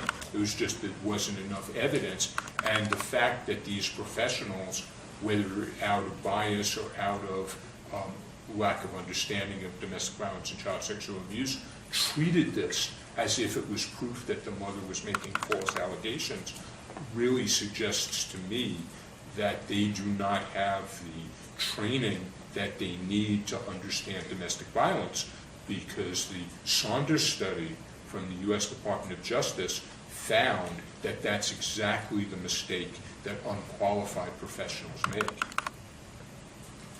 Do you have, we were going to break it down and take it piece by piece. So there was another thing that you cited that concerned you, was that a lot of the reports